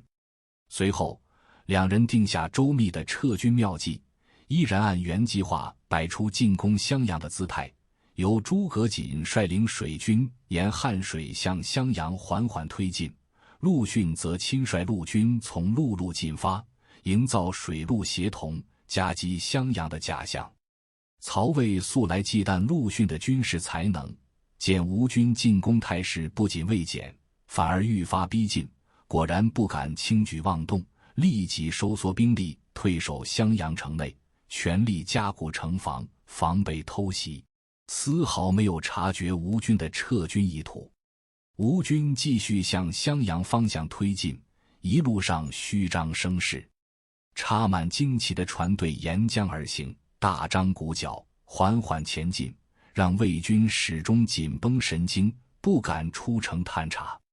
当大军进至白围（今湖北白河口），陆逊对外宣称要在此地狩猎练兵，进一步麻痹魏军，暗中却派将军周俊、张良率领精锐兵力突袭曹魏江夏郡下辖的新市、安陆（今湖北云梦）、石阳（今湖北汉川西北）等地。这些地方的魏军毫无防备，被吴军打得措手不及，纷纷弃城而逃。此战吴军共斩杀、俘获魏军1000余人，缴获粮食、兵器等大量物资。突袭得手后，陆逊与诸葛瑾才率领大军从容撤退。水军顺汉水而下，陆军沿陆路跟进，彼此呼应，井然有序。直到吴军完全撤离江夏地界，魏军才识破这一系列假象，但此时追击已为时已晚。西路军虽未实现进攻襄阳的目标，却在主力撤退、计划泄露的双重不利局面下，凭借陆逊的谋略全身而退，还斩获颇丰。这份临危不乱、化险为夷的能力，再次证明了他顶级统帅的实力。更难得的是，陆逊在作战中始终兼顾军事打击与民心安抚。对于俘获的曹魏士兵与百姓，他一律好生相待，不仅供给衣食，还给予丰厚慰劳，严禁士兵侵扰掠夺。对携带家眷主动归附的人，更是专门派人照料生活，帮他们安置居所，分配耕地。许多曹魏军民被他的仁厚打动，纷纷主动归附东吴，甚至曹魏边境的百姓也时常偷偷越过边境，投奔到东吴境内定居。这种以人治军、以德服人的理念，让他不仅赢得了战争的胜利，更赢得了敌国百姓的人心，为东吴边境的长期稳定奠定了基础。除了在大规模战役中展现卓越军事谋略，陆逊在应对边境小规模侵扰时，更擅长以攻心之策化解危机，往往不费一兵一卒便解除祸患。对付曹魏江夏太守陆氏，便是典型一例。当时陆氏兼任江夏兵马都督，凭借对边境地形的熟悉，多次率军袭扰东吴边境，劫掠百姓财物，烧毁农田作物，破坏交通驿站，成为东吴东线边境的一大隐患。陆逊深知，若强行出兵征讨，不仅会耗费兵力粮草，还可能陷入你攻我守的长期拉锯战，反而拖累边境生产。于是他改变思路，暗中观察陆氏的人际关系与曹魏内部矛盾，很快发现了一个关键突破口。陆氏与曹魏老将文聘之子文修素来不和，两人因兵权分配与属地划分矛盾极深，早已势同水火，互不往来。抓住这一矛盾，陆逊定下借刀杀人、借势除患的计策。他特意模仿东吴与归降将领通信的口吻与格式，伪造了一封给陆氏的回信。信中写道：早已听闻您因不满曹魏苛政，不愿再受文修排挤，有意归附我东吴，主公孙权对此极为重视。若您能率领部众来投，必授予您高官厚禄，让您执掌一方军政，不再受他人掣肘。此前您通过密使传递的归附意向，我们已尽数知晓，望您把握时机，早日促成此事，切勿错失良机。信写好后，陆逊还特意命人将信放在吴魏边境一处显眼的岗哨附近，故意留给曹魏巡逻士兵偶然发现的机会。不出所料，这封信很快被曹魏巡逻士兵发现，经基层将领层层上报，最终送到了魏明帝曹睿手中。曹睿本就对边境手握兵权的将领心存戒备，又恰逢吴蜀北伐刚过，对通敌之事尤为敏感。见信中证据确凿，他当即对陆氏产生极大怀疑，认定其暗通东吴，意图谋反。消息传到江夏，陆氏的部下更是人心惶惶，原本就因陆氏治军严苛而心存不满的士兵，此刻纷纷与他划清界限，不再亲近依附。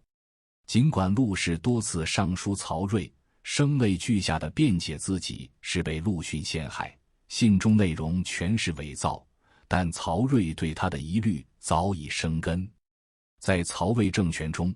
通敌叛国是最不可容忍的罪名，即便没有十足证据，也绝不会再让一个可疑之人继续掌控边境兵权。最终，曹睿下令将陆氏罢官免职，召回洛阳闲置，另派将领接管江夏军务。就这样，陆逊仅凭一封伪造的书信，便借曹魏内部矛盾除掉了边境大患，既避免了吴魏的军事冲突，又稳定了东吴东线局势。这份不战而屈人之兵的智谋再次让人惊叹，也成为三国时期攻心战的经典案例。从边境攻心御敌的巧思，到朝堂内政建言的远见，陆逊的影响力早已超越军事领域，深度渗透到东吴治理的方方面面，成为孙权治国不可或缺的重要支柱。公元237年正月，东吴官场出现了一个棘手问题，官员违法奔丧现象频发，部分官员因亲属去世，不顾朝廷公职人员不得擅自离职的法令，私自离岗奔丧，既导致地方政务停滞，运转混乱，更削弱了朝廷法令的威严。孙权对此极为重视，下诏令群臣讨论立法惩戒，以肃正官场风气。丞相顾雍认为，这种擅离职守的行为是对朝廷权威的公然违背，若不从严惩处，日后法令将更难推行，遂奏请将违法者处以死罪，以儆效尤。孙权认可顾雍的观点，很快制定了严厉的禁奔丧法令，明确规定官员擅离职守奔丧者一律严惩。然而法令颁布不久，吴县县令孟宗便陷入了孝心与国法的两难困境。他母亲突然去世，孟宗与母亲感情深厚，悲痛之下竟不顾禁令，擅自离职回乡奔丧。奔丧结束后，孟宗深知自己触犯法令，不愿逃避罪责，主动前往武昌自负请罪，等待朝廷发落。陆逊得知此事后，一面敬佩孟宗的至孝之心，一面也清楚他平日为官清廉、勤政爱民，是当地公认的良吏。陆逊认为，若因一次孝心之举严惩这样的贤吏，不仅会让天下清廉官吏寒心，也可能违背礼法坚固的治国初心。于是陆逊特意上书孙权，详细陈述孟宗的平日政绩，称赞他为政以德，惠及一方，是难得的亲民良吏，同时恳切求情，孟宗违法虽应受罚，但他此举出于治孝本心，非故意违抗朝廷法令，望陛下念其孝心可嘉，政绩突出，从轻发落，既以薄惩维护法令威严，也以宽宥彰显朝廷仁厚，如此方能兼顾法理与人心。孙权看完奏书后，既认可孟宗的为官表现，也体谅他的孝心，最终决定对孟宗减刑一等，并特意申明下不为例。这一处理既守住了法令的底线，未开法外施恩的先例，又保留了一位贤吏，更传递出法外有情的治理温度，让东吴官场感受到朝廷宽严相济的治理智慧。也是在这一年，吴中郎将周之奉命前往鄱阳郡征兵，以充实吴军在江淮前线的兵力。周之深知陆逊曾多次治理荆州、鄱阳等地，对当地民情极为熟悉，出发前特意前往武昌拜访，请教征兵的策略与注意事项。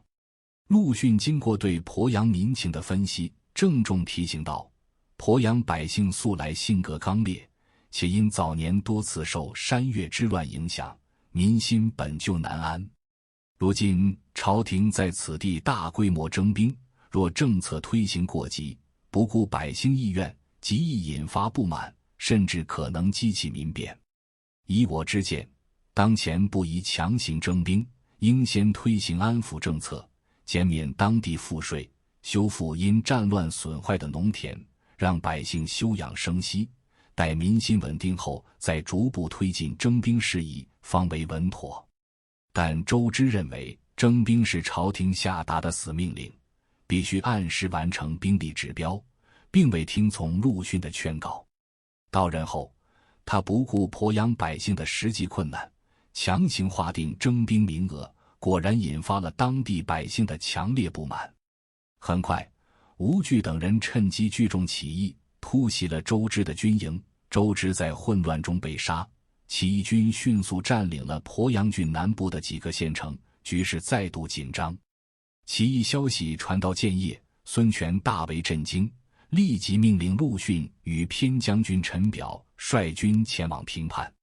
两人抵达鄱阳后，并未急于出兵镇压，而是先深入起义地区了解。他们发现，大多数参与起义的百姓并非真心背叛东吴，而是因不堪忍受周之的强行征兵与士兵的欺压，才跟随吴惧反抗。基于这一判断，陆逊与陈表定下交辅并用、恩威并施的策略。一方面，集中精锐兵力进攻吴惧的核心势力，以武力压制起义势头，防止叛乱向新都、会稽等郡扩散；另一方面，派遣使者携带朝廷文书前往各起义军营地，向百姓宣传朝廷安抚为主、既往不咎的政策，小以利害。这一策略很快见效，大量被裹挟的百姓纷纷放下武器，前往吴军大营投降。吴惧见麾下人马离散，大势已去，也不得不率领残部向陆逊投降。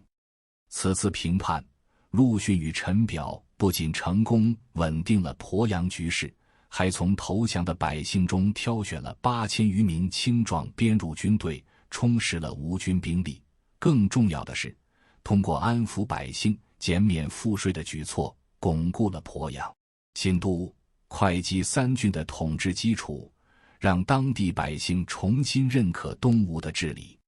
公元238年，大臣谢渊、谢宏等人各自向孙权呈上奏折，陈述对政务的看法。他们提出了一系列调整赋税政策、兴办水利工程、扩充军备等建议，涉及民生、经济、军事多个领域，范围甚广。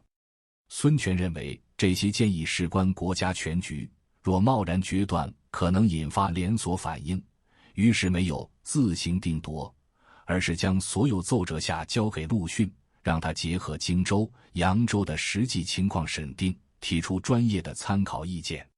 陆逊接过奏折后，并未因帝命而盲从，而是结合东吴当时经历多次战事、百姓稍显疲惫的现状，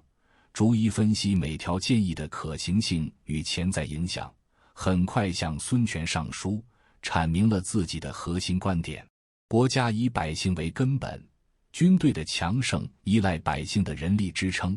国库的财货源于百姓的劳作所得。自古以来，从无百姓富裕而国家衰弱，百姓贫穷而国家强盛的道理。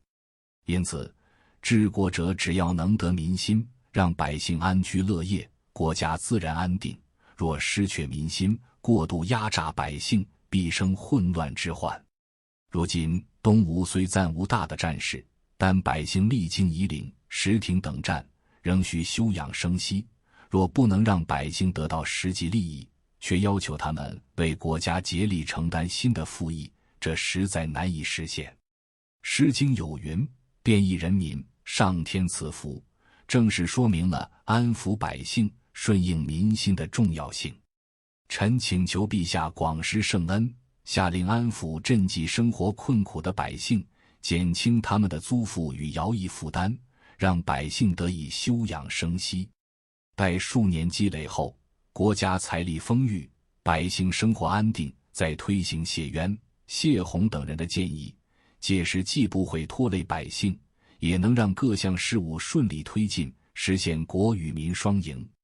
孙权深知陆逊的建议直击治国根本，符合东吴当时休养生息、稳固根基的核心需求，采纳了这一意见，将朝廷的主要精力放在轻徭薄赋、劝课农桑上，着力恢复民生、发展生产。这一决策为东吴后续10余年的稳定发展筑牢了民生基础，也让百姓对东吴政权的认同感进一步提升。时间来到公元244年正月，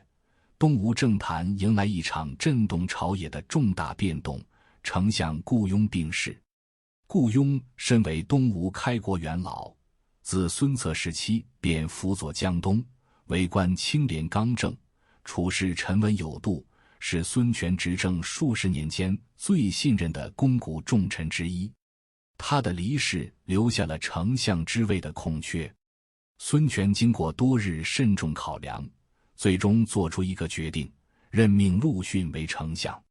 这一任命意味着陆逊正式集东吴军政大权于一身，成为东吴历史上少有的出将入相全能重臣。孙权特意下了一道措辞恳切的诏书，盛赞陆逊天资卓绝，南平叛乱北拒曹魏的盖世之功，任命其为丞相，遣使受印，命其总管三公事务，训导群臣百官。更特殊的是，孙权特意下诏保留陆逊原任的荆州牧、右都护及武昌留守权责。这意味着陆逊拜相后，既掌中央朝政，又统荆州军政与后方防务，真正实现了军政一把抓。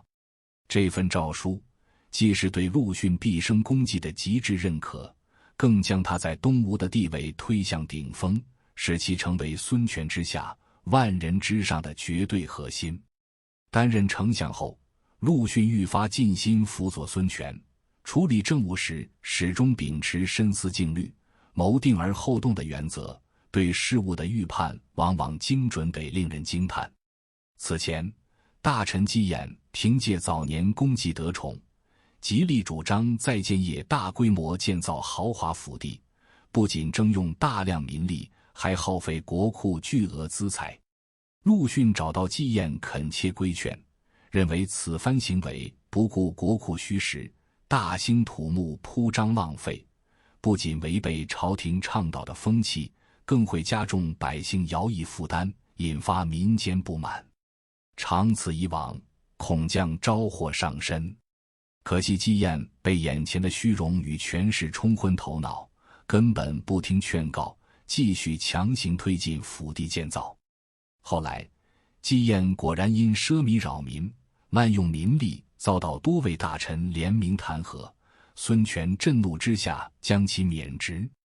纪偃羞愧难当，最终自杀身亡。陆逊不仅对同僚直言规劝，对朝堂后辈官员也常以长者之心悉心提点。诸葛恪便是典型一例。当时诸葛恪凭借父亲诸葛瑾的声望与自身才学，年少得志，不到30岁便官至抚越将军，行事却愈发张扬自负，常对前辈官员言语不敬。陆逊得知后，语重心长地告诫，为官者当懂得敬上服下，尊重前辈能得朝堂支持，扶持后辈可聚人心之力，唯有如此才能维护朝廷团结，稳定政局。可你如今气势亲临上级，心中蔑视下属，这不仅不利于自身德行修养，更会破坏朝堂和睦，树敌过多，长此以往必有祸患。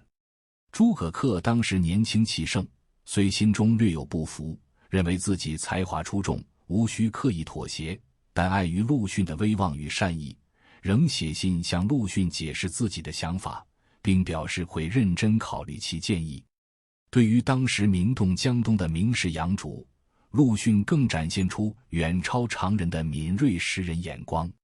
杨竹年轻时以才华横溢闻名，与太子孙和、鲁王孙霸均有往来，却因行事张扬，野心勃勃，常暗中议论朝政，结交党羽。陆逊与杨竹接触几次后，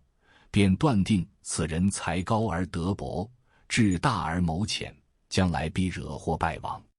他特意找到杨竹的哥哥杨牧，诚恳劝说应尽早与他分家另居，划清界限，避免牵连。杨牧起初不以为意，认为弟弟不会犯错。后来杨竹果然因参与楚魏之争被孙权处死，杨牧也受到牵连，此时才追悔莫及，感叹未能听从陆逊的劝告。然而正是这场席卷东吴朝堂的楚魏之争，最终将功高震主的陆逊推向了命运的深渊。当时太子孙和与鲁王孙霸为争夺楚军之位，各自暗中拉拢朝臣，培植势力，形成壁垒分明的对立阵营，史称两公并立。这场斗争的根源实则与孙权晚年摇摆不定的权力布局密切相关。他虽立孙和为太子，却对鲁王孙霸格外宠爱，不仅赐予其与太子同等的车马仪仗、府邸规制，还允许他参与朝政决策。这种储君不尊、藩王权重的畸形格局，直接诱发了朝臣的分裂与党争。据《三国志·吴主吴子传》记载，支持太子孙和的势力多为江东本土世家大族，除陆逊外，还有顾雍之子顾谭、朱桓之子朱据等，他们代表着江东根深蒂固的地方势力。而支持鲁王孙霸的，则以北方流亡士族与孙权亲信为主，如布置、吕岱等人，他们更依赖孙权的皇权庇护，与本土势力存在天然的利益分歧。这种阵营划分，表面是拥敌与拥戍的楚魏之争，本质却是江东本土势力与外来流亡势力的权力博弈。而陆逊作为江东世家的领军人物，既是孙权倚重的重臣，又是本土势力的代表，注定被卷入斗争的核心。后来孙权对陆逊的打压，看似是不满他干涉楚魏，实则是晚年对江东世家势力过度膨胀的警惕与制衡。起初朝中官员为谋求未来仕途，多让子弟依附两公，以攀附权贵。大臣权从特意写信将这一风气告知陆逊，暗含拉拢之意。但陆逊对此坚决反对，在回信中明确表示，官员子弟当凭真才实学晋升，而非依附皇子，邀功取宠。他始终保持中立立场，多次在公开场合强调结党站队是古人大忌，必引发朝堂动荡，国本动摇。可权从的次子权济正是鲁王孙霸的核心宾客，常为孙霸争夺楚魏出谋划策。陆逊得知后，再次写信规劝权从，昔日西汉今日低，因儿子行为不端，触犯国法，不惜亲手将其处死，以正家风，避灾祸。如今权济依附鲁王，构陷同僚，若你不及时约束，恐将连累权氏家族。权从见信后极为不满，认为陆逊越界干涉自家家事，两人从此矛盾加深，关系日渐疏远，而权从父子也彻底倒向鲁王阵营，成为日后攻击陆逊的重要力量。不久后，权从父子联合支持孙霸的大臣，共同向孙权诬陷陆逊的外甥顾城，称其串通官员陈寻，谎报战绩，以此谋求高位与封赏。孙权此时已对太子党心生猜忌，未加详细调查，便下令将顾城及其兄长顾谭流放。这一处罚无疑是对陆逊的一次警告，为他晚年的悲剧埋下了致命伏笔。顾城、顾谭被流放的打击尚未消散，楚魏之争的漩涡已愈发汹涌，连孙权与太子孙和的父子关系也逐渐破裂。孙和深知孙霸得宠，担忧太子之位被夺，整日焦虑不安。一次，他的侍从为探听孙权心意，偷偷藏在孙权的寝宫床下，竟偷听到孙权与宠臣杨竹谈论预废孙和、立孙霸为太子的对话。消息传到孙和耳中，他惊恐不已，当即秘密召见亲信陆印及陆逊的族子，恳请他借前往武昌汇报军务的机会，向陆逊说明宫中危急情况，希望这位权高望重的族父能出面为自己申辩，劝说孙权放弃废楚的念头。与此同时，太子太傅吴粲也多次通过书信与陆逊互通消息，详细告知宫中楚魏之争的细节，盼他能以重臣身份在朝中为太子发声，稳定局势。陆逊得知这些内情后，深知楚魏动摇关乎东吴国运，若处理不当，会引发朝堂分裂，宗室相残，重蹈袁绍、刘表父子的覆辙。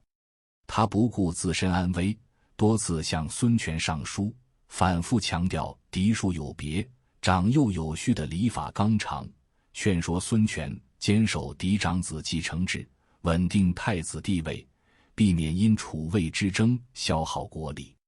同时，他还请求孙权允许自己进京面圣，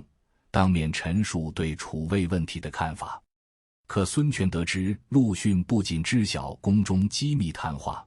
还屡次上书干涉楚魏之事，顿时怒不可遏。他认为宫中机密泄露绝非偶然，定是有人故意传播，当即下令将杨竹、陆印、吴粲等人收监审问，严查泄密源头。一时间朝堂风声鹤唳。陆逊虽未被立即牵连入狱，却已深陷孙权的猜忌与不满之中。不久后，孙权特意派遣使者前往武昌，向陆逊送达了一封措辞尖锐的责备信。信中指责他私探宫中机密，妄议楚军费力，甚至暗指他结党营私，为江东世家谋利，言语间满是失望与警告。而狱中更是风波骤起，杨竹为求自保，在严刑逼供下编造了陆逊谋反的20条罪证，极尽诬陷之能事。陆印则因惧怕牵连家族，对孙和的托付，自己传递消息的事实缄口不言，始终未为陆逊辩解一句。吴粲虽坚守气节，却也无力扭转局势，最终被孙权下令处死。当谋反的诬陷与孙权的言责接连传到武昌，陆逊心中的愤懑与委屈难以言表。他一生鞠躬尽瘁，从辅佐孙权平定江东到称帝建吴，立下不世之功，却没想到晚年竟因坚守礼法，维护国运，落得通敌谋反的污蔑与君主的猜忌。长期的忧虑、愤怒与心寒逐渐摧垮了他的身体。公元245年，陆逊在武昌府邸怀恨而终，享年63岁。他去世后，家人整理其遗物时发现，这位权倾东吴的丞相与上大将军家中竟无多余资产，真正做到了两袖清风，一心为国，最终却落得如此结局，令人扼腕叹息。陆逊的离世不仅让东吴失去一位擎天之柱，也给其家族留下了未尽的遗憾。他的长子陆延早年夭折，次子陆抗便以嫡子身份袭爵，继承了父亲的江陵侯爵位与相关官职。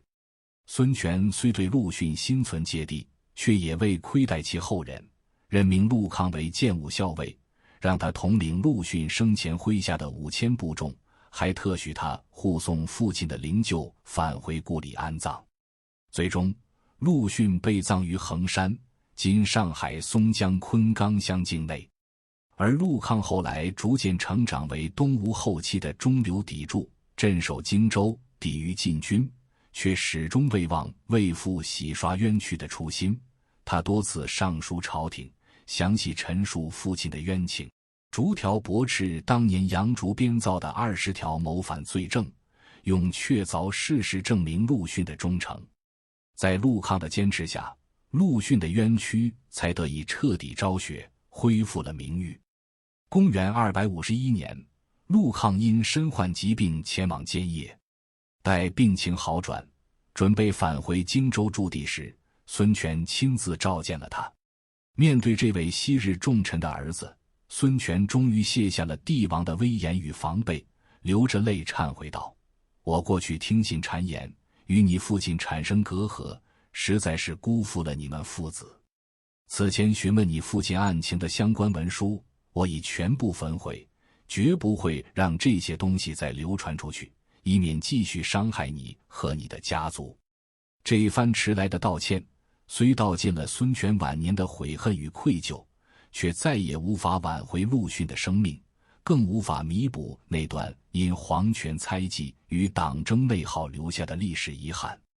君臣相知的佳话，终究以悲剧收场。时光流转至永安年间，景帝孙修即位。他深知陆逊一生为东吴立下的汗马功劳，同时他也清楚陆逊晚年遭受的不公待遇，明白这位重臣的冤屈是前朝遗留的心病。为表彰陆逊的不朽功绩，弥补孙权时期的过失，孙修特意下令追赐陆逊谥号为昭。在古代谥号体系中，昭是极高的评价，寓意容易恭美，昭德有劳，盛文周达。这一字谥号既是对陆逊一生品德、功绩与智慧的最终认可，也为这位江东儒将波澜壮阔却结局遗憾的一生画上了一个迟来却庄重的句号。当我们拨开三国的烽烟，重新审视陆逊的一生，会发现他早已超越名将或贤臣的浅层定义。他是那个分裂时代里少见的将军式智慧、政治远见、民生关怀与士族担当融于一炉的复合型人才，更是封建皇权体系下社稷之臣理想与现实碰撞的鲜活样本。他的存在不仅是东吴国运的定海神针，更如一面镜子，映照出三国权力博弈的底层逻辑，也为后世解读君臣关系士族作用治国之道提供了跨越千年的参考。若论军事，陆逊的成功不在于勇冠三军的冲锋，而在于谋定全局的理性。他开创了三国儒将兵法的新范式，将心理战、后勤战、信息战融入传统战术，打破了当时以勇取胜的单一战争思维。夷陵之战，他面对的是刘备倾国而来的复仇之师，麾下诸将皆欲速战，他却力排众议选择坚守。这并非怯懦，而是精准算透蜀军远道而来、粮草难计的致命短板，更看透刘备怒而兴师、理智失据的心理破绽。待对方兵疲一举，连营数百里的破绽暴露，才以火攻为刃，一夜之间烧毁蜀军40余营。这场胜利的核心从来不是火攻的奇巧，而是对敌我心理、地形气候、后勤补给的全方位掌控，是以柔克刚、以静制动的军事哲学典范，至今仍是以弱胜强战略研究的经典案例。石亭之战则更显其不贪进攻、唯求远利的全局视野。他既要设计让曹休深信东吴内乱，可轻易夺取庐江，诱敌深入，又要协调朱桓、全琮的三路大军，确保战术协同，更要预判曹魏援军动向。当朱桓提出截断嘉实通道、全歼曹休部的激进方案时，陆逊果断拒绝。他清醒认知到，贾逵率领的曹魏援军已星夜驰援，分兵断道，极可能陷入围敌不成反被围的险境。战争的目的是重创魏军，巩固江淮防线，为孙权称帝造势，而非追求全歼敌军的虚名。最终，吴军以极小伤亡斩获万余魏军，既粉碎了曹魏南下的企图，又为东吴政权的合法性奠定了军事基础，完美实现了战略目标与战术执行的统一。这种克制的胜利，比酣畅的大胜更显军事家的清醒与远见。在政治与民生领域，陆逊的格局远超同时代的多数政客。他深知军事的胜利终需民生支撑，政权的稳固必赖百姓归附，始终将富民作为强国的根基。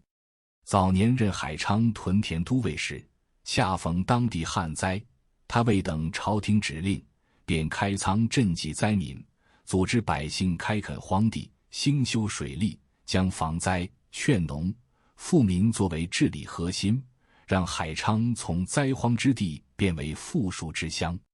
身居高位后，他仍多次冒死上书，反对孙权远征夷州，直言海外之地贫瘠难守，远征只会耗竭民力，劝谏减轻赋税刑罚，强调百姓富裕则国家强盛，百姓贫穷则政权动摇。甚至在谢渊等人提议大规模兴修工程以显政绩时，他坚决反对，主张让百姓休养生息，待国力丰裕再谋发展。